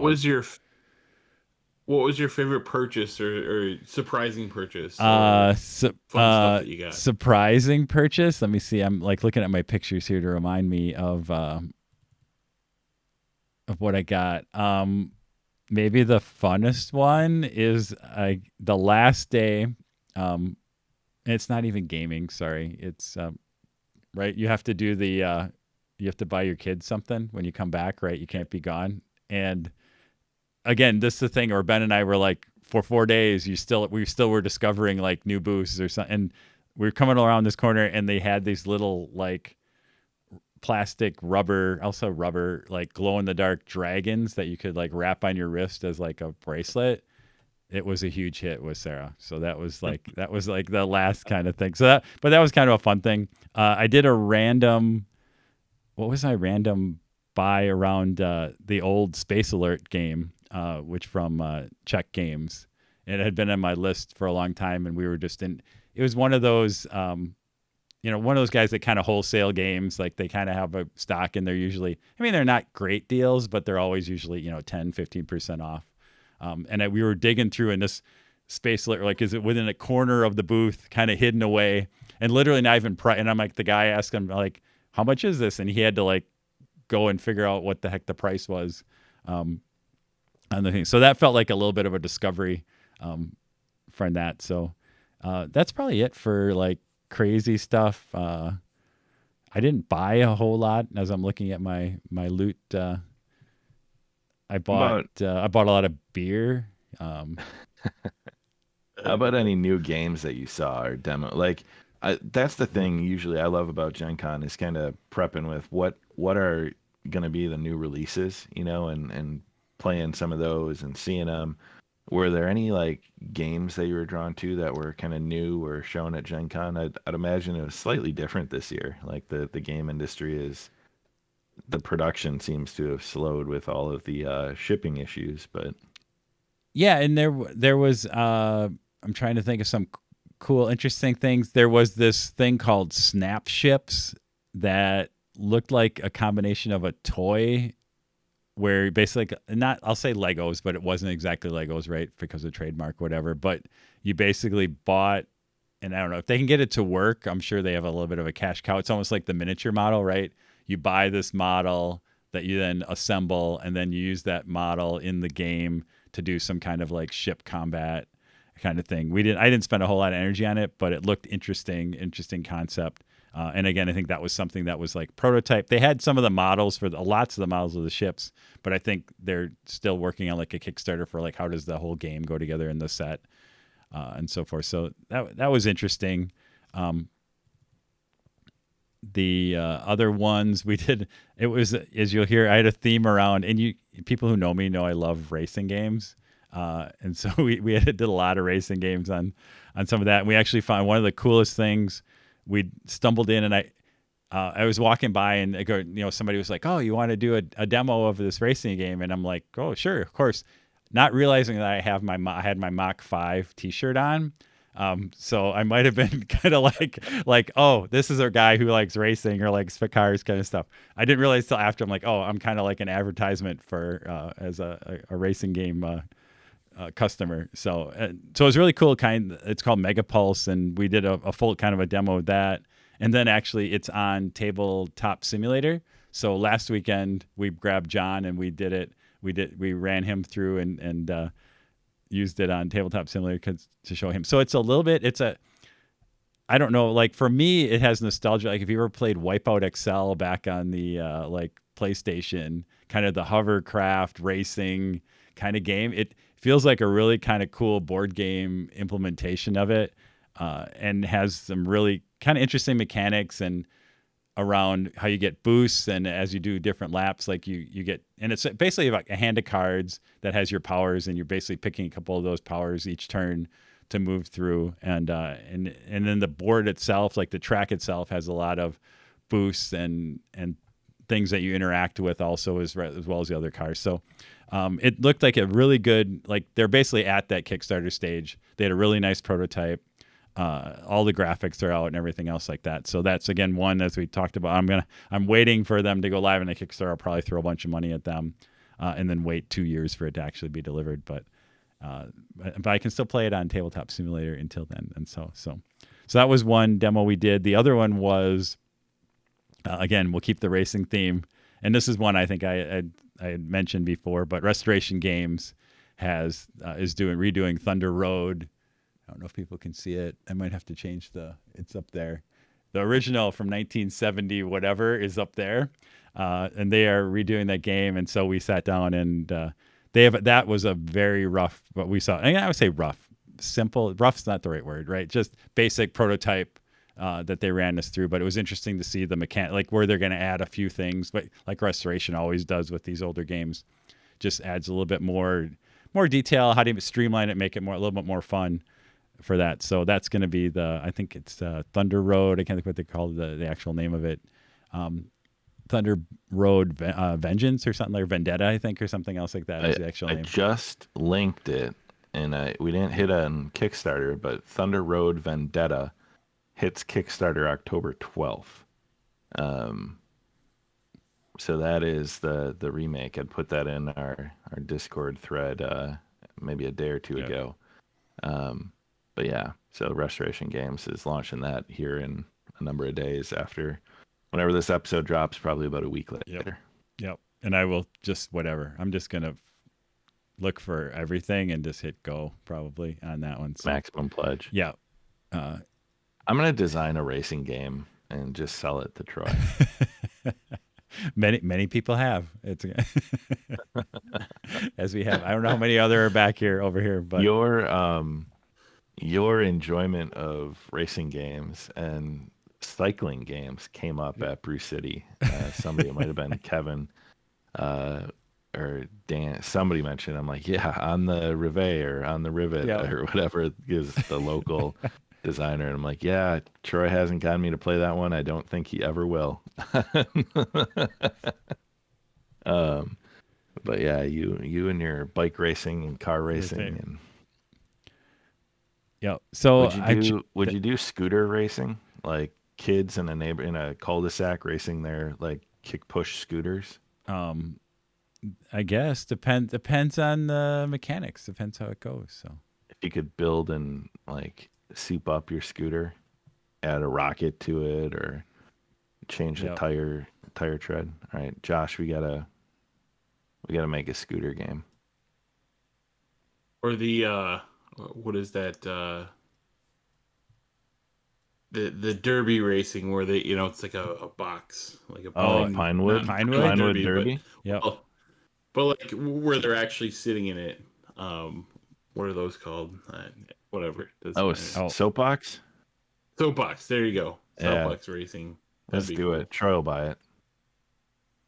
It's the Restoration Games Thunder Road demo. Yep. Any other demos or new games? Not that.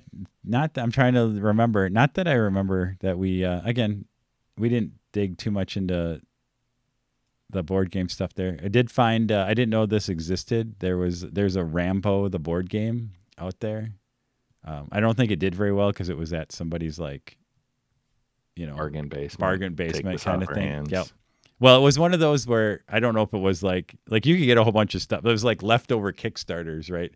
So it was something like, again, it's one of these things nowadays. I feel like you can kickstart anything, but people then realize like these are just terrible games, and then you go to Gen Con and like that. I felt like there was a whole booth of this is like, here's all these really terrible games, but they're full Kickstarter versions with everything you could ever want for this game that you'll probably never play, but you might like, again, this one, Rambo, right? Somebody's gonna like Rambo and they're just gonna buy it for that sake. But all right, Josh, any follow-up items on that, or should we let Troy talk us through the matchup of the Weiss brothers and AOS? Yeah, I'm excited to hear the AOS and 40K matchups. So what was really fun, and maybe this will jump in, is GW actually had a pretty good presence at Gen Con. I think over the last couple of years they've been kind of changing it. I think for a couple of years they did have like their full Forge World. They weren't there for a couple. They weren't there for almost, I want to say, decade, right, or something like that. And then they kind of came back, and then I feel like they had their Forge World booth there for a couple of years. Now this year they're to this, I don't know, I'll call it their whatever. It's their Warhammer booth. So it's a combination of kind of like their storefront, has some of their retail things, usually what's kind of new or hot. They did advertise like, hey, we do have Forge World, but it was kind of like behind the counter, and they would kind of pull out. And they had I think they might have they brought like one or two Warhound Titans in a box, I think I saw. And then they had like I'll call it one tub. Sorry for people that are listening to me. One kind of normal, whatever, 1x2 tub. And then it had had a set of, some of the probably more popular Forge World kind of thing. So not the old classic, whole booth of just stuff, but really, but there was some interesting stuff. They brought some Black Library things that maybe were a little bit more collectible. There was some of their books in there. So it was an interesting booth to kind of explore. And there was and then they had some of the event exclusive models. I think there's a Necron, and then there was a Warhammer. I think one of the I don't know my AOS good enough. Slaves of Darkness, maybe one of the Chaos Warriors, something like that. That's the event exclusive models that they had there. And some what was really popular were these Nurgle's like little stuffed animal things, whatever they call them. Plushie, the little Nurgle plushie. The Nurgle plushies, yeah, were those were very popular, and they just had a whole bunch of those things. So that was the booth, and then out in the gaming hall, they had a large set of tables where they were running. They ran some, I think, Kill Team, Blood Bowl tournaments, and what's the? Sorry, I gotta look and find the Warhammer Underworlds tournaments that they're also doing, and combination of your own, or there was ones where I think they were like $60 buy-ins, but they gave you the models to take with you. Like you got a set of Kill Team or something else, which were super popular. I don't quite I get it, but maybe I don't get it. Like, I guess as for people maybe who don't play it as much, you're like, hey, here you're getting everything to go, but learn to play, get a box. Learn to play and get a box. But I'm like, you could just go over and buy the box that you really want. I don't know. So from the thing. So I'm happy it was popular, but I was a little bit interested because those sold out immediately. Like there was openings actually for the more of the bring your own tournament stuff. But the ones where you bought were those $60 tickets were gone right away. So they had a large, an area with that. And then, sorry, it was a long way as you're asking about the battles.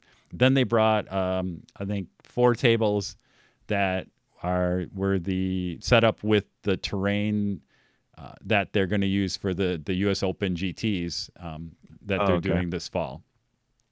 So they basically had two 40K and 2 AOS tables that basically are going to be the examples of what, I don't know how big those tournaments are. Which 50 New tables. Orleans is happening this weekend. And so that was the example of and so what you could do is you could buy tickets. They were basically giving you like 4-hour slots where you could buy tickets for those to just kind of reserve them.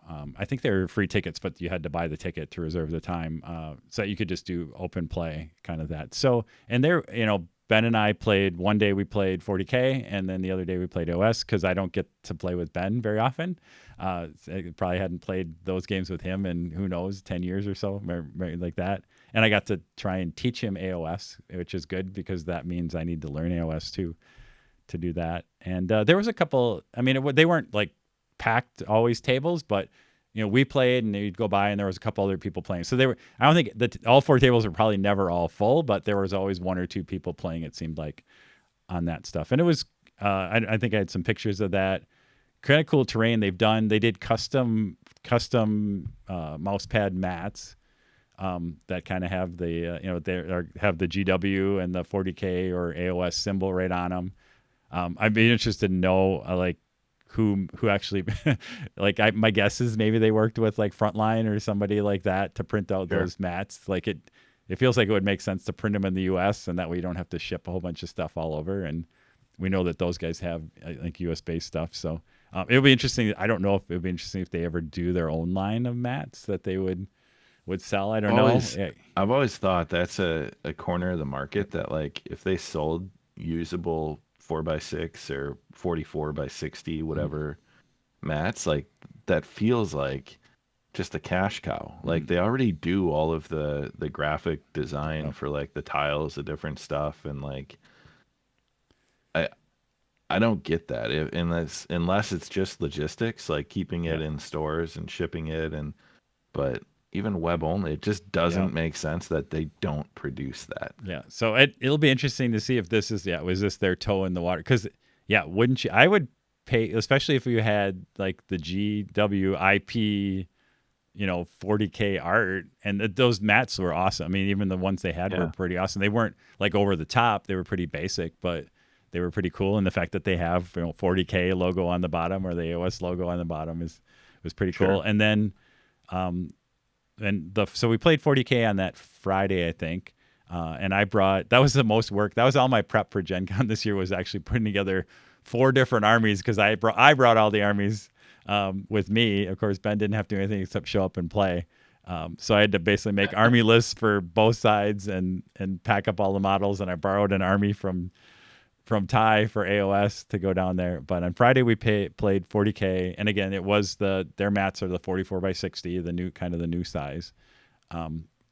And I think it was Necrons versus my Genestealer cult, and Ben basically, he played the Necrons, and then I played Genestealer cult, and he basically shot me off the table, which is kind of the normal meta for Genestealer cult. I also was, I hadn't played Ben, so I also wanted him not to feel, I'll say I didn't want him to feel bad, but I didn't pull too many, I didn't feel like I pulled too many punches. Some of that brother competitive, brother on brother comes out, and you can't pull punches even in a learning game when you're playing your the only thing I might have done is I started out kind of like, I was kind of like, I'm like, first turn, we're just going to get our feel for it. And that got me on my back foot. And then once I was on my back foot, I was like, oh shoot, now I can pull every trick I want, and I'm going to get run over. It's kind of. Tom and I joke all the time. We both won best sports at large tournaments, but when we play each other, we're like the worst opponent ever. Like, we would never get a favorite game vote from each other. Yeah, I think Ben and I this was good because we hadn't played in a long time. Called. But maybe that other brother I have, John. Yeah, when John and I play, it's not pretty usually. So that's the. So that was fun, and again, I literally like my I really like my Genestealer cult army. So it was, and we were right on the aisle of the big hall. So a lot of walk by traffic, a lot of people kind of stopping by and seeing things, and got to chat. There were 2 guys. I think it was, sorry if I get their name wrong, Steve and Ryan were the guys from GW that were one of them, I think I can't remember which one we talked to, but I think he's also going to working the events at the open, the GT opens and stuff like that. So he chatted a little bit and showed us the terrain. Basically, it was interesting for the 40K terrain. They basically had plexiglass underneath each of the terrain pieces, which actually defined the area that was cover, or that the terrain took effect in, because it was kind of the ruins terrain. And so, but every piece had and he said that's what they're going to do for the tournament, which is, I guess, for a competitive tournament makes sense, because there's no question like this, you're in the terrain or you're not, and it's all basically obscuring terrain. So it's that rule. I don't know what, I think it's the same, and I don't know what it is in AOS anymore, but in 40K, if you're on one side or the other terrain, it basically blocks line of sight. But if you're inside the terrain, then you can see in and out of the terrain. So it was interesting. He walked us all at the beginning of it. He kind of walked us through all of it and how that was going to work and things like that. So it was interesting. I'm not playing in the opens, but I think for people who are doing it would have been interesting. It was cool just to see, and it, high quality stuff in terms of the paint jobs and things like that. So it was fun. Yeah, it was fun, and it was fun to play against Ben. And we just played 1,500 points. As you were talking about your size title, it felt that was just about right. Especially for like a kind of Ben hadn't played in a while. So it took us. We were goofing around again. Lots of people walking up and talking and all that stuff. So it took us three hours probably to play through it. But I got slaughtered in that one. And then Saturday we came back and played AOS, and I played Ty's Storm. What do you call them? Tide Stormcast. They're Stormcast, but they're the fishy Stormcast. But I refer to them as the Deepcast. The Deepcast, because they're all the Deepkin bits for the conversions. Yeah, so every converted kind of thing. And then Ben was playing my Sylvaneth, and somehow I lost that game too. I think it's just because I have no idea how to play Stormcast. Maybe it's going back to our D&D thing. I was I'm reading all the war scrolls, and these things have 1 billion powers, and I'm trying to figure out like, when am I supposed to do this buff, and when am I do this? You needed to make an AOS reminders. Yeah, that's what I should. Out. Yeah, see, that would have helped me. Go to Davis's website. There you go. Because I got slaughtered in that one too, because the guys on the Sharks. Now that guys on the Sharks got beaten up by the Kerneth Hunters, is basically what happened. And I did not roll well though. Like your big captain, huge guy, like he should have just wiped out the dryads, and somehow he didn't. Like I whiffed, and then he got kind of bogged down, and then that screwed up my whole plan. So I'll give them a talking to when I put them back on the shelf. yeah. But you did get, again, lots of comments. You confused the hell out of a lot of people because they'd be walking up and they'd be like, I thought they were Stormcast and whatever. So again, that game took 3.5 hours, mostly because we were talking to a lot of people that walked up and enjoying the two I'll say two. I'll give myself a little credit. Two well painted armies that were on the table and nice terrain. It was really again, that's how I love to play miniature games. Right, two beautiful armies, nice terrain, just kind of fairly casual, having fun. And there was one guy who was watching us as I'm teaching Ben, and he was, I think he was played a bunch because he's I'm like I'm trying to teach him and do it right, and he's like, well, so far you haven't messed up. So I'm like, all right, good. That's my at least I know that I got us through 2 turns of rules without messing up too bad. Although we did end up screwing up the command point rule at some point. We forgot to we ended up at the late turn. We ended up with a bunch because at one point we never cleared them. Your command points, because we were playing 40K the day before. So use them or lose them. Lose them, and I think we did for the first turn, and then between turn 3 and 4 we forgot to wipe them, and then we're but again we both did it, so it didn't matter. We were just all doing a bunch of heroic actions then for each other. So it's good. And then there is one story just for you, Josh. So I think people who, I don't know, see, in my AOS, my little box that I carry around that has I use for objective markers and things like that. I actually use true dungeon tokens as objective markers. And we were playing one, I think it had 3 or 4 different, and on there. And this guy kind of comes up and he has this kind of manic look in his eye. And he's kind of are you using true dungeon tokens for your objectives? And I'm like, yeah, I think, they're just junk ones, I'm pretty sure, whatever. And he was like, I don't know. This guy was I was worried he was a little bit of a junkie. He was a little bit of shaking. Should I take a look at them? Are you sure that they're not, I think he was worried I was using some ultra rare, tokens just as things. And I'm like, I'm pretty sure my friend who knows what he's doing, he's looked through all my stuff, and these are pretty much there. And so I actually had to flip him and show him a couple of them, and he's like, oh yeah, those aren't really worth anything. But it was just he just had that look in his eye about he saw true dungeon tokens. Junkie. Yeah, and he's like, oh my god, I might be able to find a rare sitting. It was Josh is in so recovery, funny. Troy, so we got to be Yeah. you got to be careful. He's in a 12-step true dungeon program. I've been out for a few years. I'm good. But I just enjoyed it. It was just when the guys, he had this look came over when he realized I had true dungeon tokens I was using for just random objective counters. It was kind of fun. So I had to share that story. Pretty funny.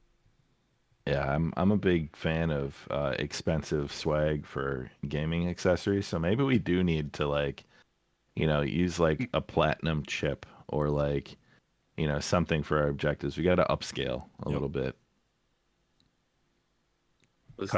Custom made, engraved challenge coins. All right. So, any board games that you guys played? I know 2-player sometimes it's tough to get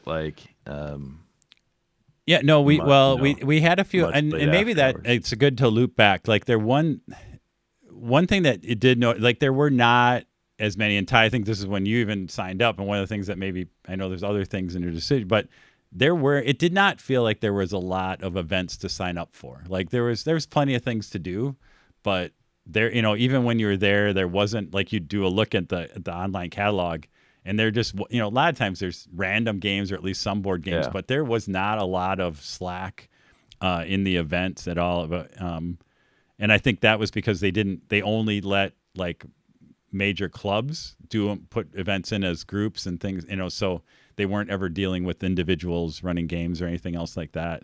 And that was something we noticed. There wasn't, again, when we had some events and we had everything, plenty of time to do stuff. But it did feel like there was a lack of events for people to sign up for.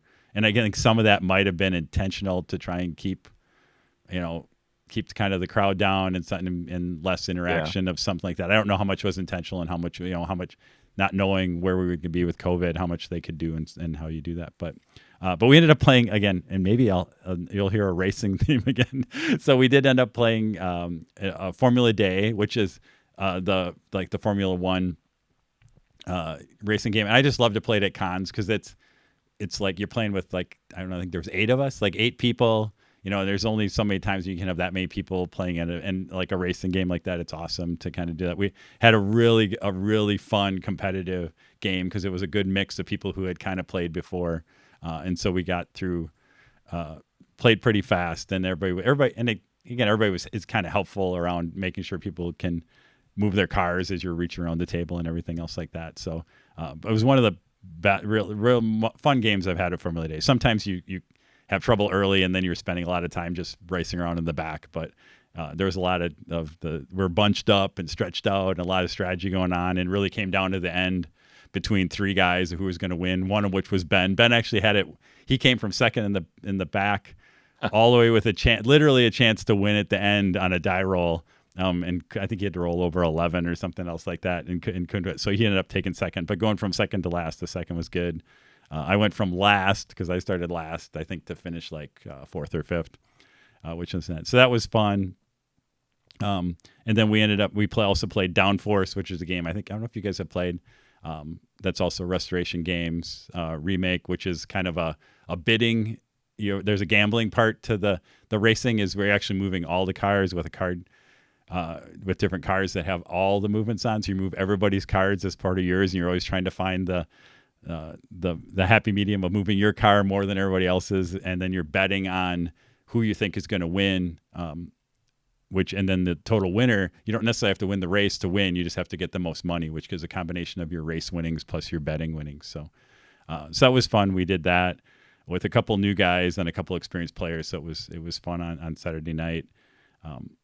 And what was the other? Any non-ticketed Ben and Troy games? Yeah, we did. We played Seven Wonders Duel. Nice. Actually, we did it on our phones while we were eating, which was an interesting adventure. And I won. Somehow I won, and I don't know how, because I was having trouble with figuring out the interface on my phone for the first whole era. And Seven Wonders has the 3 different areas. I literally was playing random cards for the first era before I kind of figured it out. And somehow I'm like, Ben, how did I have no idea. I think I probably just confused him because he couldn't figure out what the heck I was doing. But so we did that. We did learn how to do the Space Alert game. We played a kind of tutorial one night to get that started. Then that's kind of co-op game where you're what's the right term for it? It's programmed movement. Basically, you there's a time limit, and you basically have to decide how you're going to move all your people and androids throughout the ship to either fire weapons or do shields or do power. And you do that in a time limited phase, and then you play back those movements with the actual aliens attacking, and you see can you save the ship or do you get blown up and things like that. So a fun game, but co-op that kind of scales between 2 and 6 players. And I think that's about. I'm trying to think if we played anything else. That might have been. I feel like we had a couple other games we played with ourselves, but that might be about it. Cool.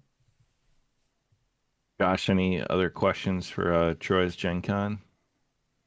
No, it sounds like a great time. Hopefully next year is back to complete normalcy. Looks like it's the first weekend in August. Yeah, I think back it's to the 4th summertime. Yep. So back into the summer. Yeah, so it was nice that it was not brutally hot. It was gorgeous. It was literally high 70s, maybe 80 on Saturday. So you didn't you didn't sweat every time you stepped out of the building, which was awesome. The Georgia Street with all the food trucks was there and was awesome. And not crazy lines. Josh, you don't know how hard we tried to find something to get you from Hotbox, but they didn't have t-shirts your size. Otherwise you were totally getting a t-shirt. but Would have been so mad. we were thinking about. Then we almost went like we should get T-shirts for his kids that they would wear them around him just to like. Fantastic. Yeah, we were so close, but we couldn't. They didn't quite have the sizes we were trying to pull off. So yeah, Georgia Street was good. Again, Sun King was there every night doing their beers and stuff like that. It was interesting. I think there was something you guys had touched on, like downtown. There's a lot of changes downtown, and just kind of the restaurants, and there's new ones, old ones. A lot of stuff was kind of maybe partially open. I mean, kind of like everything we're seeing all across the whole country, right? And most restaurants were probably a little bit understaffed. They were probably only running about maybe 60% of their tables, just with their wait staff. So we didn't have any problems with service or anything else like that. But I don't think if they would have had a full blown 60,000 person Gen Con, I don't think they would not have. I don't think they could have fed everybody. Like I think they really would have struggled with just the capacity. Like what they had was perfect. I think I'm like, even the food trucks were probably a good way to kind of take the pressure off of nearby restaurants and things like that, because Sure. but it is just kind of like we're seeing it everywhere, right? It's just so many people are looking for workers and service and servers and things like that. So I tipped very graciously for the people I have, because it felt like I saw the same. Like we went into the new Ram, which is now it's like good something. Goodwood, yeah, Goodwood, which is the new old Ram.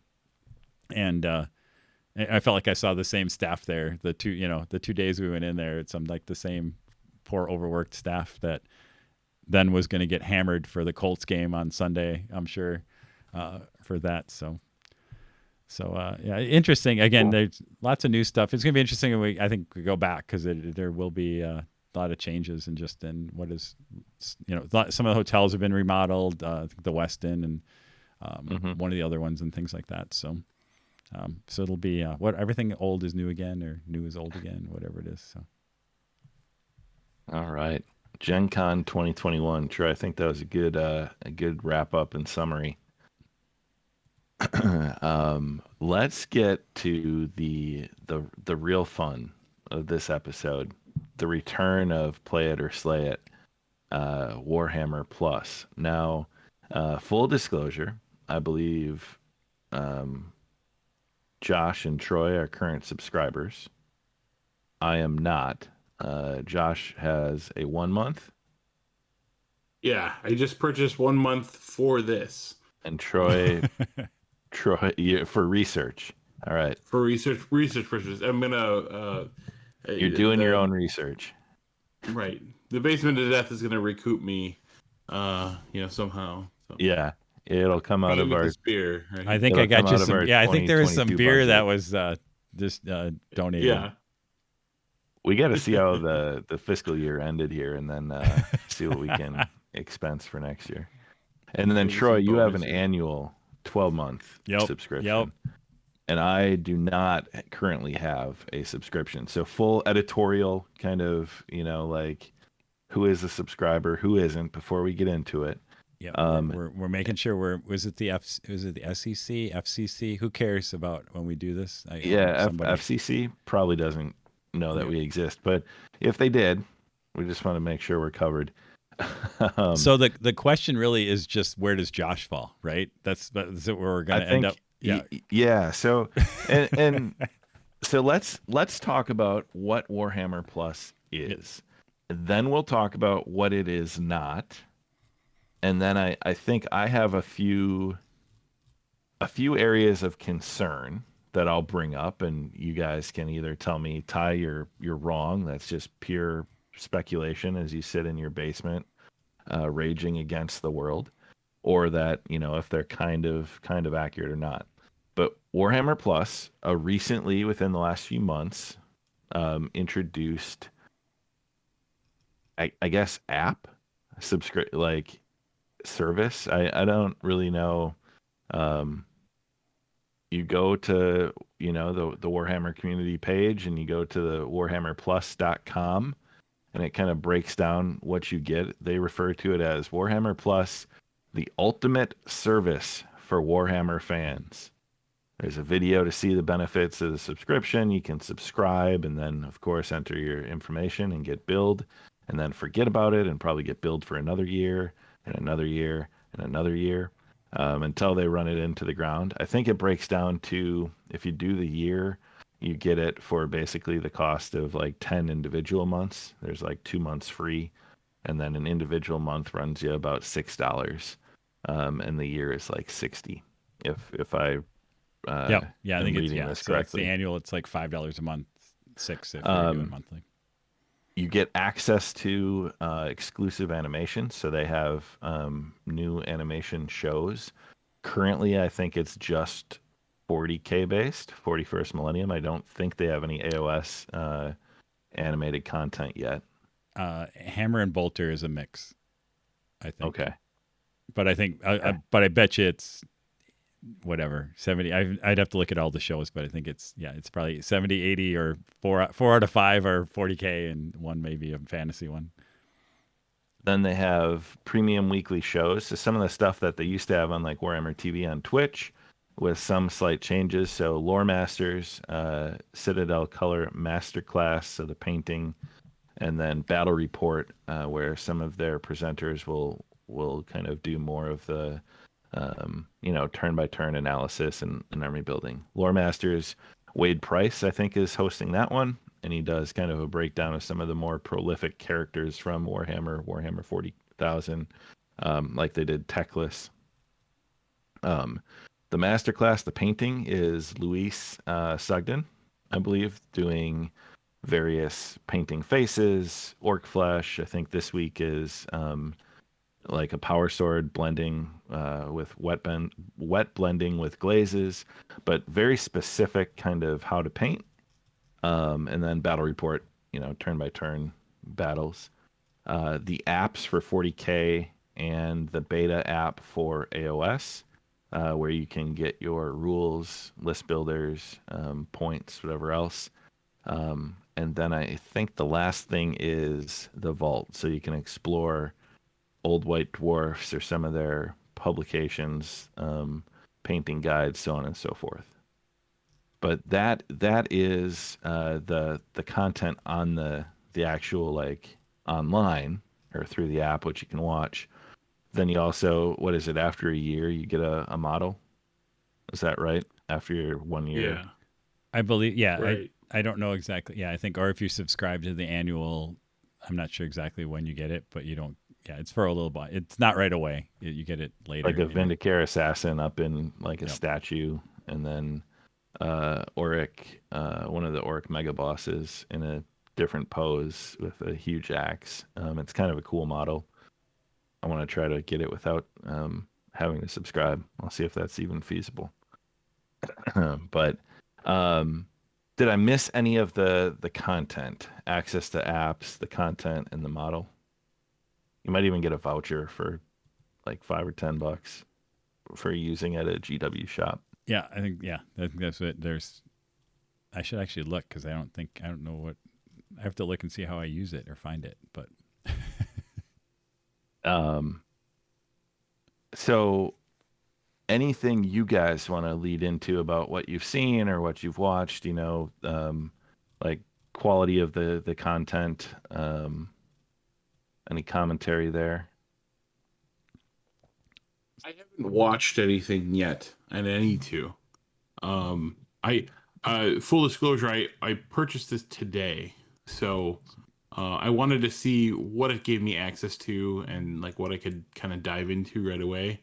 And I realize there's videos and stuff out there, and I will go back and look at them, and I've heard good things about that. So I didn't feel like I needed to look at some of the videos or animations or any of the painting guides, because I feel like those would be positive things, right? Yeah. So, Troy, have you been watching? Yeah. So, and maybe this will be interesting, because it's interesting, as we were doing a little bit of a pre-talk. So my angle on this was totally the animation. Like that's where I looked for value. and what sucked me in. And so I've watched I think 2 or 3 of the series that are out there, which are Hammer and Bolter, which is each episode is kind of a single story, kind of like the idea of the Hammer and Bolter publication back in the day. So it's short, whatever it is. I think they're maybe 10, 15-minute animations, and they are more of I'll call them a cartoon animation style. Whatever that cartoon's probably the wrong thing, but that's basically kind of. And some of them are a little different. I'm not sure if it's always the same group on that. Those are entertaining. I don't know if they're anything. None of them had like jumped out at me as like, oh, that's really kind of cool. They're fun. They're 40K. They're that.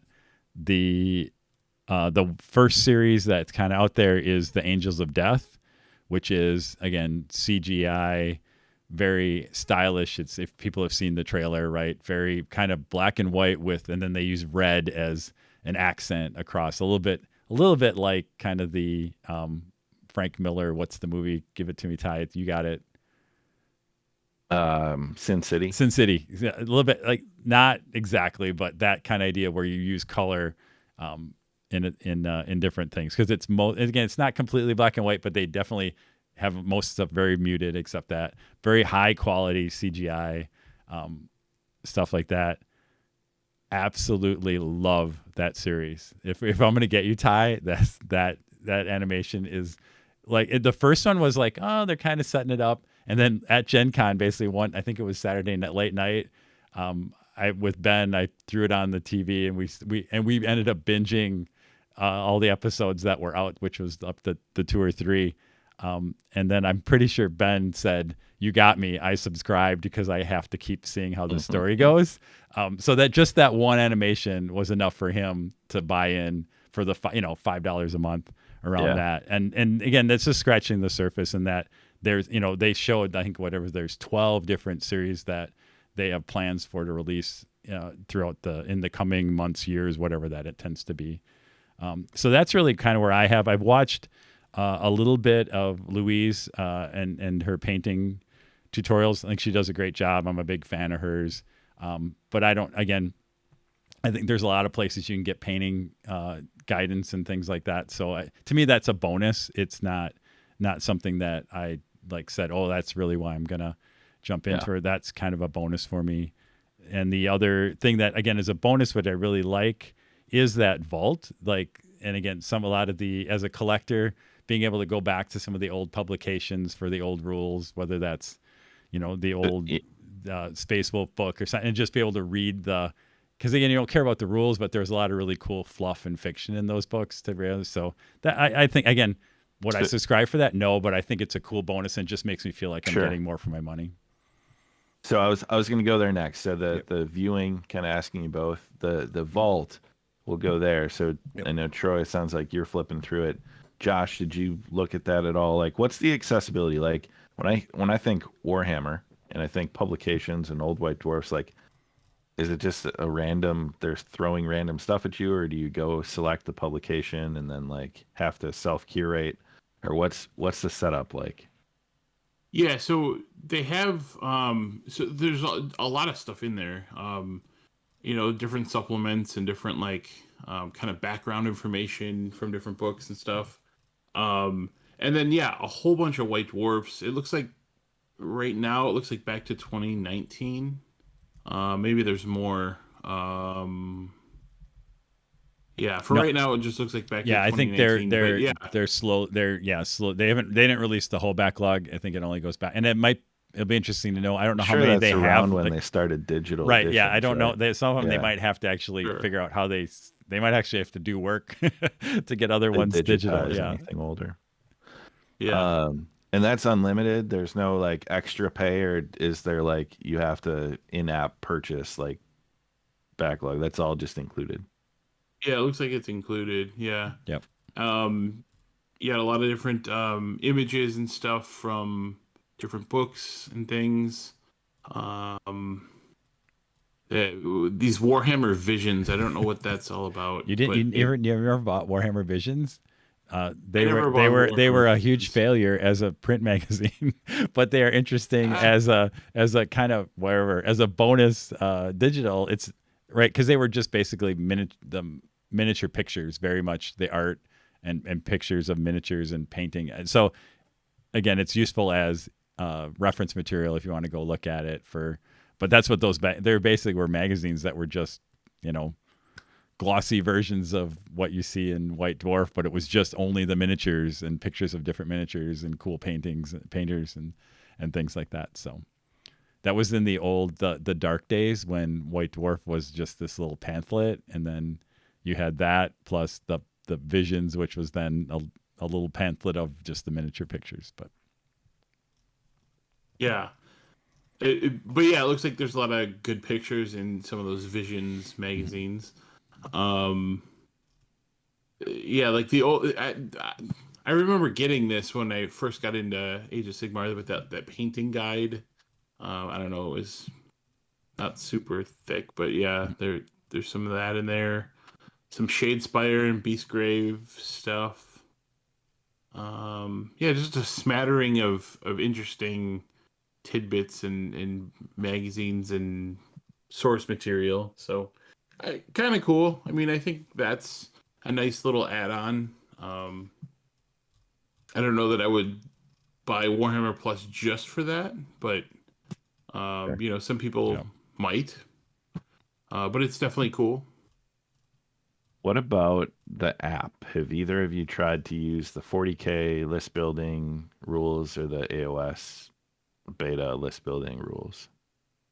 Because that's probably that's the most, if you look online, like the hot button issue right now is quality of the app and problems with like the app. The 40K one, which should be like at a release level of use, having bugs and problems, and the AOS one being a beta, so give them a little slack, but replacing an app that a lot of people used in Azure or War Scroll Builder, which may not be supported moving forward. So have either of you dabbled or looked at the apps, either of the two? I played around with the Age of Sigmar app, and I was like, oh, this is like very similar, almost the same as the other app, the AOS, the War Scrolls app, right? Yeah. Azure or whatever. It does have the create an army in there, and I haven't messed around with that. If I'm assuming it's all pretty accurate, hopefully, right? But that not, I mean, hopefully that stays. I guess it doesn't really make sense for that other app to stay free. They're decommissioned. Azure is Azure's not being supported. Nothing new is going into it. They didn't cancel everyone's subscription, so if you haven't gone and actually stopped paying $1 a month for it, do so, because it's now unsupported. If you're playing 3.0, it won't do you any good. If you want to play second edition AOS forever and pay $1 a month, go for it. Right. That would have been the thing to do. Hey guys, we're gonna stop making people pay for this, and can't. But that's the story for another day. Yeah, and well, I'm not gonna, because I don't know, but I wonder if there's a little bit of Apple or somebody in that thing where they don't have entire control of how you cancel people's thing, and I'm sure Apple still wants to take their slice. So probably.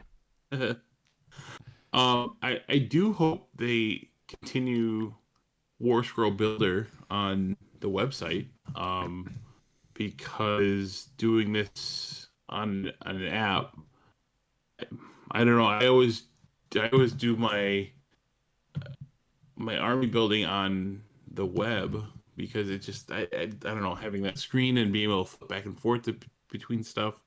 If they get rid of War Scroll Builder in favor of this app, that might completely lose me for AOS. I don't want to have to pay $5 a month to build a list for an army I already bought. Like that would really put a bad taste in my mouth, I think. So yeah, hopefully they continue with War Scroll Builder on their website. But yeah, I don't know. So I Troy, how about your I take on haven't the app? done. I did all the stuff you talked about. Where I like switched over to the new app, and then in the 40K app too. That you kind of redid it, but I haven't actually used them. And when I went to Gen Con, I used Battlescribe to build my list because that's what I do. Like I'm like you, Josh. I want to be. I go on a computer and I want to do it. And in between Battlescribe and AOS reminders, that's kind of my go-to. I sometimes I forget like that War Scroll Builder is there on the website because I don't play AOS as much. And again, the 40K app, it kind of always sucked, so I kind of went back and used Battlescribe anyway. So that wasn't. I totally get where people are at though. Like if that's your draw, I mean, I would feel like that I'm not getting my money's worth. If that's why I'm subscribing is because I want the apps. I feel like they are. I will agree that they're kind of dropping the ball there. But that's not my like. I went into it as in, like I said, like I wanted the animation and content creation. And I was just like, oh, by the way, you get the app too for free. That's kind of cool. But I definitely can understand how there'd be frustration if that's where if they're basically you're taking stuff away and hiding it behind a paywall. I could definitely understand that frustration. The app's okay. Just from a usability standpoint, a UI standpoint, it's very similar to the other app, the Azure or whatever. I don't know. I've never really liked that style where I don't know. I feel like you're drilling into stuff and then having to go back and then drilling into other stuff and there's stuff across the bottom and I don't know. It just feels a little not great. The UI is not my favorite. So sight unseen, I personally haven't even looked at it, but what I've heard is that the app is poorly laid out for the order in which you can access factions and find information. And I've heard it is not easy to set up for use like, tableside while you're playing games. Like to reference and get information. Now, if I'm a big multi-million-dollar company, I probably outsource my app design, then try to do it in-house to get, experts of like UI, UX interfaces and like a, customer experience take like, okay, what do we want to portray here? And I probably pay the money to do that if I'm going to charge for it. I probably don't try to in-house limited development team, not a lot of insight into like apps and user interface, do it myself. But I'm not Games Workshop. I'm just Ty, a customer that is not going to buy a garbage app. But I won't play it or slay it yet. But no. Well, I don't know. Like, I don't even like. Do you think they're even doing it in house? Is that what they've said? Or I just think they went to a shitty company to do it. Like, I'm pretty sure they're doing it in house. That they have developers. I don't. Well, why would you? I guess fact, I would like. That's not their. Again, yeah. Sorry, I'm not a. Well, that's not their. That's not their core competency. Why would you have like? Yeah, you're not a software development shop. Why would you try and do? So that's one of my takes on this whole Warhammer Plus. Is they're not a entertainment company. They're not a broadcast or communications company. They are a game company. They make models and they make rules. Like the whole fact and the whole premise of this is that they are all of these other things now, that they're a platform, that they are a media company, that they are not, they're not selling their shows to Netflix to go make an awesome high budget Netflix animated movie or series. I know they have partnerships. We've seen Marvel, we've seen like, yes, they're doing some of that, but this to me feels like they're not a company that their business model is Warhammer Plus. So like, to me, one of the detracting factors is longevity, subscribing to something and how long will they support it? How long will they keep, it going? And then does it just become something you forget about and pay for, like a gym membership, or like, you know, like Yeah. once the new season of Ted Lasso is binged on Apple Plus, yeah, I pay for my year, but I don't use it. Like that's, or will they keep doing? I wish there was a little more clear of a roadmap, so you know you could see what's coming when, so you knew like, is it worth it? Yep. So I will. Maybe I'll Also, go ahead, Josh. just one other thing I want to harp on. I, when I was signing up today, I wasn't sure what I was getting, and I didn't watch the little video, right? But I felt like there should have been like a bulleted list, like here's what's included, and it just felt like it was kind of scattered. Like I wasn't totally sure what I was getting into. Um, and then also they hype up this miniature, like you have to select one or the other when you're signing up. It wouldn't let me continue without selecting one. Oh, okay, cool. I'm getting this miniature. And then you read the fine print. Oh, you don't get the miniature until you after 12 months has elapsed. And I'm like, oh, well, then why make it that important, right? Like, send me an email when my 12 months is almost up, and say, oh, hey, you're getting this miniature, by the way. Which one would you like? You know, like don't make it this big thing up front that I'm gonna. That was frustrating. I They're thought I was getting a sucking you in. miniature like in the next month. They're sucking you in, Ty. Right. Josh. It was just it was sort of annoying. Um, There is an but yeah, FAQ at the very bottom, Josh, that answers some of these questions for us. At the very, very bottom, after you scroll for what feels like 5 minutes, past all the videos, past all the register for this, past all the exclusive models and the advertisements, you get to an FAQ. But right up top is the subscribe to Warhammer Plus and the pricing. And then you got to Yeah. scroll all the way down to see the FAQ question. What do I get with my, and I mean, that's a lot of scrolling. What's included? And Josh, let me answer for you based on their FAQ, what you get. please do. You get an ever-growing collection of animated Warhammer series. You get weekly Warhammer TV shows featuring battle reports, lore investigations, and painting masterclasses. A digital vault of Warhammer lore and magazines. Subscriber access to Warhammer apps, including Warhammer 40,000, the app, and Warhammer Age of Sigmar, the app. Premium access to our official events. Not sure what that means. Exclusive subscriber offers. A free exclusive Citadel miniature every year, and the opportunity to buy a second different exclusive miniature as well. As time goes on, even more features will be added to your subscription. However, we don't know what any of them are, and we're kind of winging it, so hang on to your butts. All right, Ty, I'll slice that out and send it to GW as I think you just did the perfect Promo. Yeah, promo for him. That's like, you were in total announcer Hang on to voice your and everything butts. else. Yeah. That last part of the last line about it's really just as time goes on, even more features will be added to your subscription. I did ad lib a little bit, went off script. I think you hit the same thing. So Mr. James Workshop won't Yeah. be pleased. That was a good James Workshop invitation. You were almost like right on it. But yeah, so they do have a lengthy FAQ. When and how do I get my free miniature?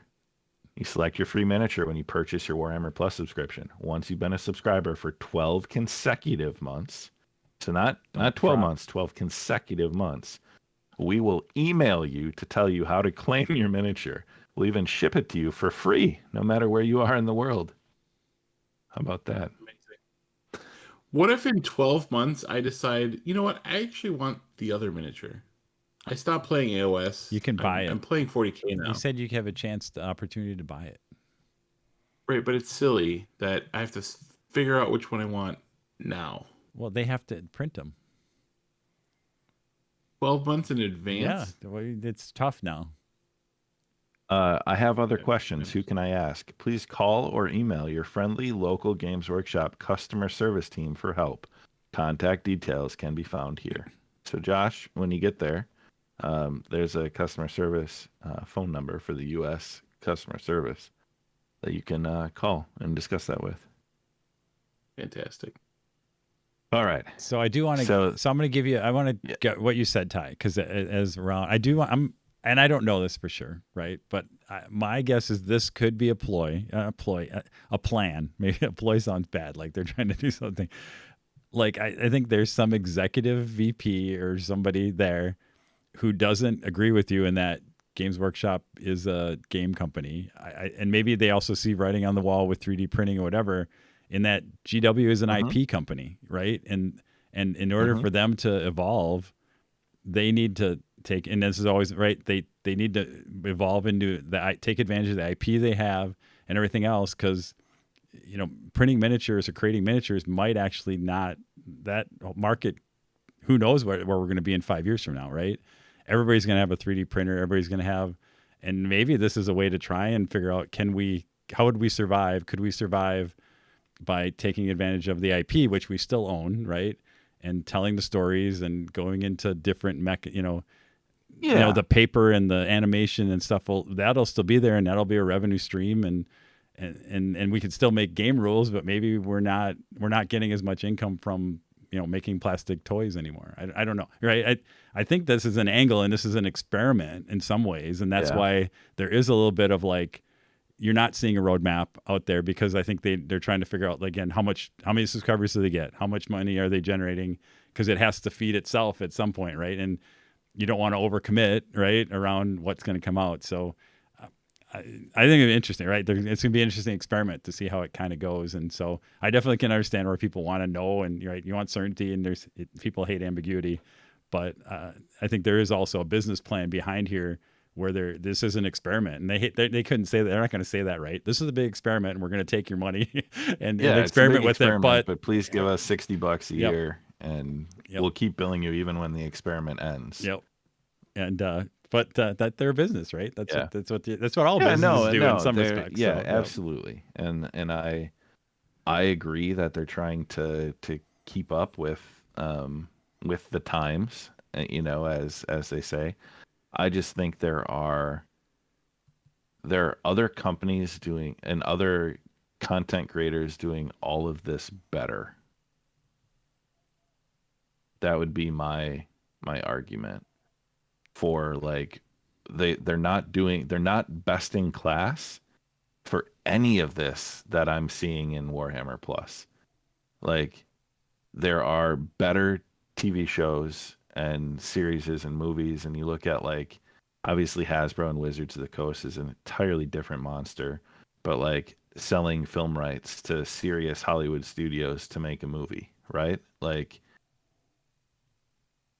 there are games, smaller companies like Judgment and others that do better, like list construction or rules free online. And part of it is free online because you're trying to get people to buy your game, and GW probably is now at the point where they don't care if anyone new buys their game, because that's how it feels, though, is like this paywall barrier to me, And then from a painting video, Louise is phenomenal. She's great. Like, she's a good presenter, but you look at how many they've gone through and what other people are doing, like Duncan's YouTube videos, Angel Heraldi's Patreon, Vince Venturella's Hobby Cheating. Like, there is so much in that space that is arguably better produced and like more often produced. And I don't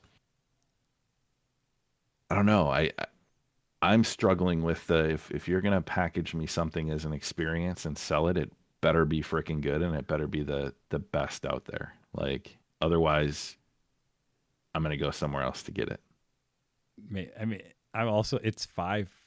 I won't use an explosive. It's $5. It's a cup of coffee. Like, I think the value you're getting for $5, like it's way, way past that, right? I mean, Apple TV is 10, Netflix is 14. Hulu, Disney Plus, and ESPN Plus are 13. Like, that is exponentially more for, like, 2 times more the cost. So I guess that's what I'm basing on. Like, I know we often talk about a game at $20 and a pizza. Yeah. For me, I agree 100% with you. This isn't a huge buy-in, but comparatively to other offerings, it doesn't hold a candle to like the amount of content and what you're getting with like a Hulu or Netflix or I mean, Yeah, it's no, so limited. and I would agree, niche but that, I think it's also apples and oranges. Like there's no economy of scale here. Like we're a niche. Like let's no, remember. I said mean, it's a there's niche. still Yeah, James Workshop. Games Workshop is a million dollar company, but we're a niche. Like we are right. They can get 100% of the players to subscribe, and we're gonna be like, I don't know, 1% of the Netflix, right? Like.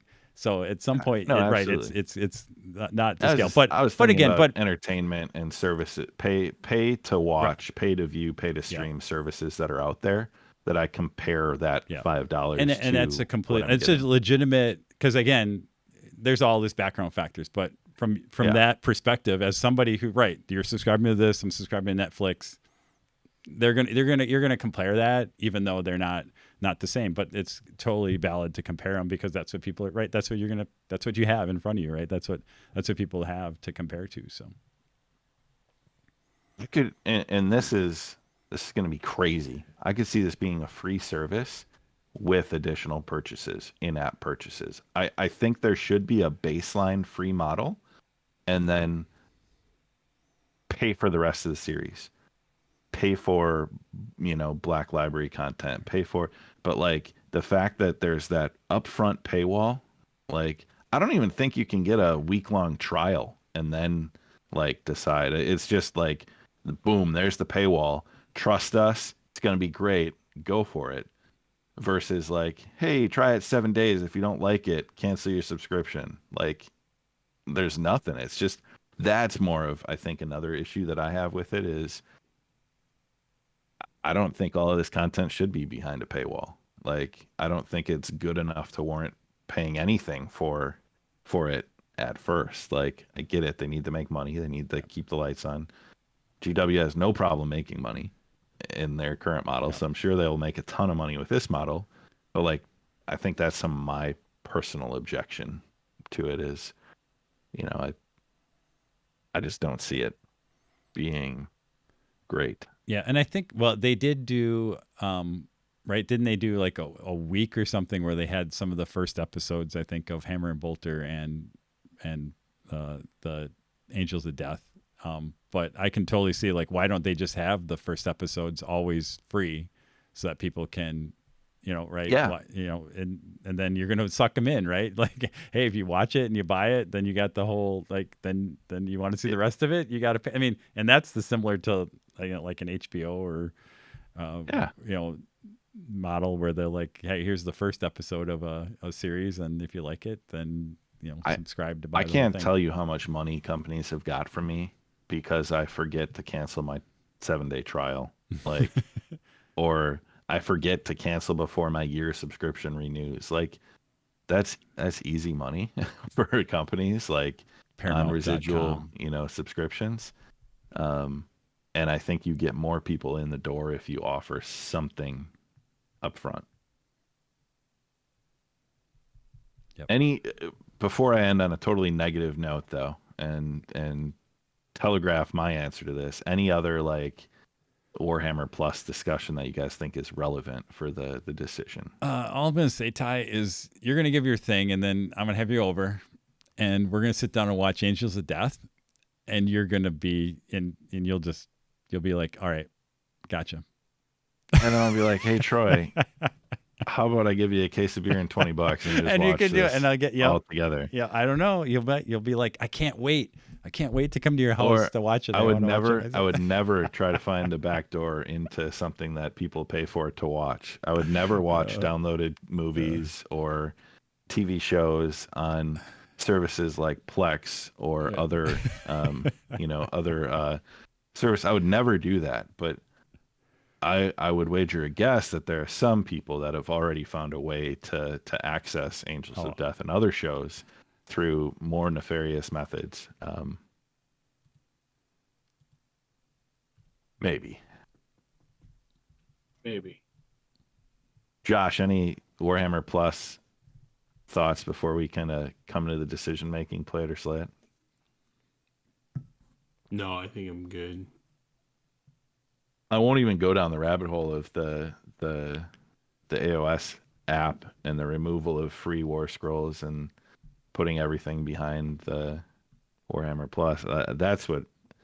If that happens, I want to revisit this in a couple months. Like if they truly put everything behind the paywall, then we're going to revisit this, and I'm going to go on like a 30-minute rant about why I despise Warhammer Plus. Now it's just like I dislike. I'm like apprehensive. All right, play it or slay it.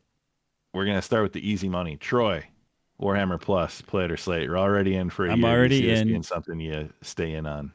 Yeah, and again, as it'll be interesting to see as the more I'm in it for the animation and the shows. If that comes out, if the more shows as they continue to come out and they become exciting and are as good as Angels of Death, it'll be great. And I'm totally happy. I do. So I will play it. I do. Interesting around the combination of weaving the apps into it. Definitely can understand that frustration. I would have been bought in if it was just the animation and like the vault content and the extra videos. Like, and actually that's what I kind of thought, like Warhammer TV, that they're just gonna create a pay channel. I would have been good with that. It actually feels like they maybe like for created more animosity by tying the gaming apps into the subscription service, and that's causing more pain than maybe they intended. And I actually think this thing, it could stand on its own, and I would still play it if it didn't have the apps in it, if it was just the animation and content. All right. I'll go since Josh is the kind of the determining factor. I think I've made it very clear I'm going to slay it. I am not sold. I'll check out Angels of Death. I'm sure it'll be great, but like I also can go watch Hell's Reach. I can watch, there's like well, now you can't because they've kind of stomped their foot on their IP, which rightfully so. It's theirs, but there's fan made stuff too. Yeah. That's pretty cool, and that has been done. So we'll see. But I'm gonna slay it. I don't agree with the model. Yeah, it's $5. It's 60 for the year. That pays for the model you get. But I think for me right now, it's the hill I'm gonna die on principle. And I will I'll revisit it later on once I see a little bit more of what they do, where else they go, what content they provide. Joshua. So I'm gonna run through my list here. So the miniature teaser was sort of a feel bad for me because I thought it was you sign up for this, you get the miniature if you do 12 consecutive months. That the caveat 12 consecutive months feel bad for me. It was out there. I just didn't read it. That's on me. I'm interested to check out the animation series. With your glowing review, Troy. So I'll give that's a plus. The Warhammer Vault, I don't subscribe to White Dwarf, so going through some of those and having access to those, I think that's cool. They're kind of like we were saying, their core competencies isn't necessarily digital presentation. And I looked through a few of them.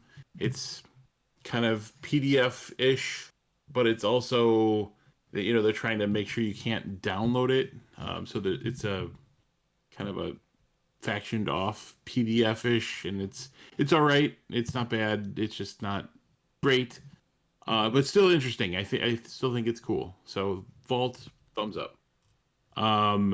Here will be my deciding factor, and I don't know the answer to this, so I'm sort of on the fence. The apps, if they start moving all the rules and you have to go get the app for $5 a month to play 40K or Age of Sigmar, that's going to be a deal breaker for me. And that's if I can't go to War Scroll Builder and build an army, I'm going to be pretty mad. I think that's garbage. But as it stands right now, it looks like they're both available.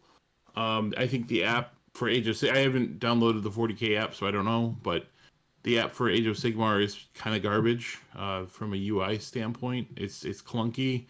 Building an army list is meh. So kind of a thumbs down on the app stuff. I will still give it a play it with the caveat that if they get rid of the War Scroll Builder and all the War Scroll access to the War Scrolls and make it a pay to play Age of Sigmar or 40k, I reserve the right to slay it in the future. But I'll since it is a cup of coffee, like Troy says, for the animation and for the vault, I think it's worth it. But yeah, I guess I'm kind of on the same camp. If they got rid of the app, I think they'd be better off. So make your games accessible. If I've already paid to buy the books. I've already paid to buy the models and your paint and your brushes and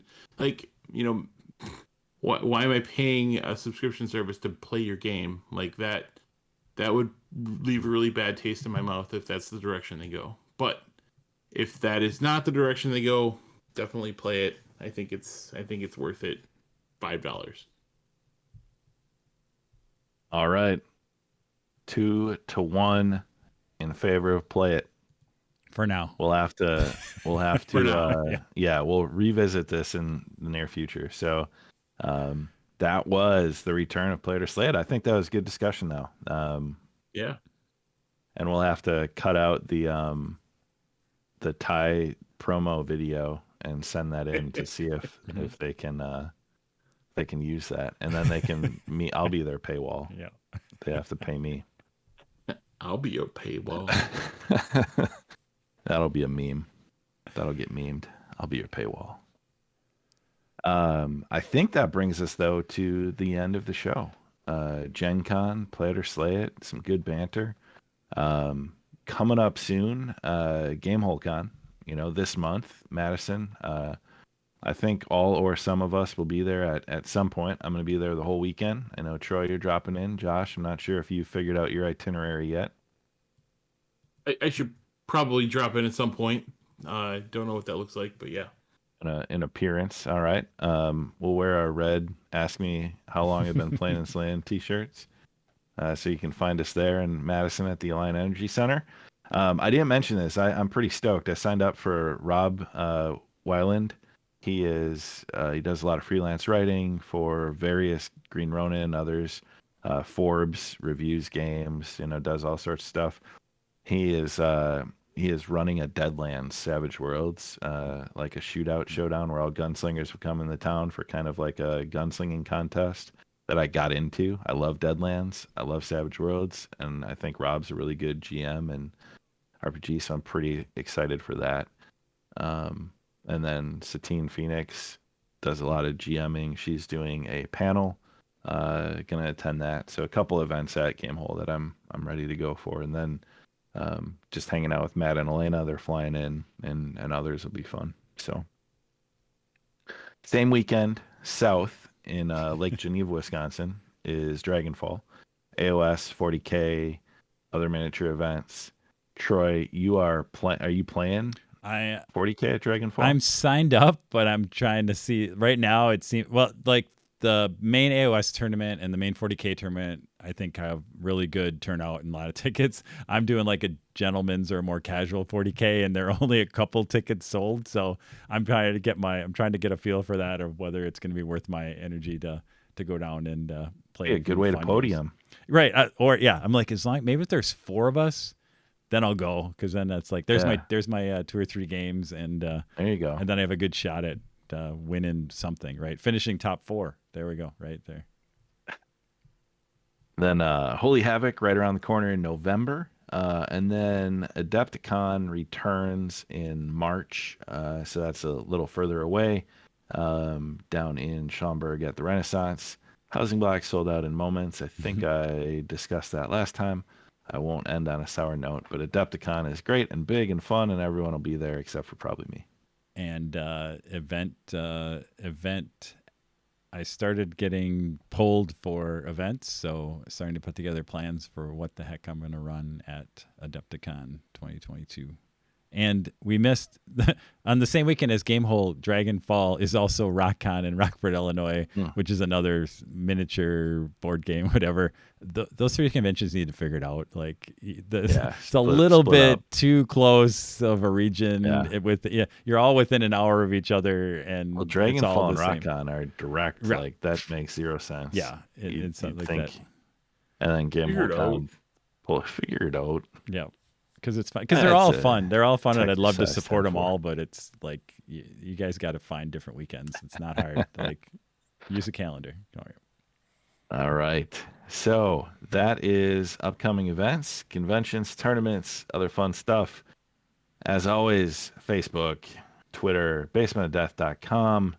And then all of us are available via email. Any concerns or questions about this episode 55, please send them to intern@basementofdeath.com so he can be forced to listen to figure out the questions that you're asking. That would be great. All right, guys. It's been awesome. Episode 55. Next time, I think we're going to have a guest on and talk RPG heavy if it works out. Our October show. We'll have Andrew, Mr. Mephisto, the legend from Rantcast on. So him and I can probably talk for hours about role-playing games, and you guys can just try to gesture to us and be like, guys, come on, stop. We got to get through the show notes. No more tangents as we riff on various GMing stories and whatever else might be in store. But hoping to line him up for October, episode 56. All right. Keep the dice rolling. The drink's on ice. And no matter what, keep playing and slaying.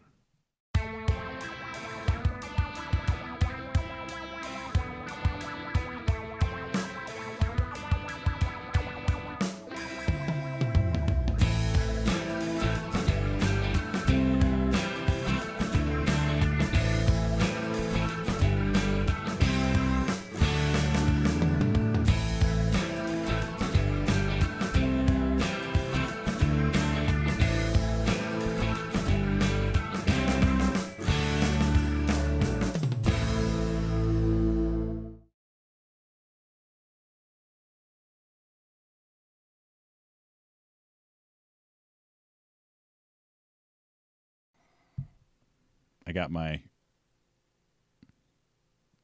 Genevieve. We all have Genevieve. Who wants to be the Geneviever on the show for I the feel like Troy has to do it. yeah. I Yeah, can, I was and then gonna you say, I feel guys like can the provide. purchaser- You guys can definitely provide color. It's truly our first, because this is always what we've threatened to do, where we were going to actually do a beer taste test as part of the hydration section, where it's like, oh yeah, we're all going to have the same beer and then have a little bit of a. So we're finally doing it. There we go. It happened organically. Yep. I had my last Oktoberfest last night, so I need to go and re-up. I feel like I should just buy four cases of Third Space Oktoberfest so that I can drink it year round.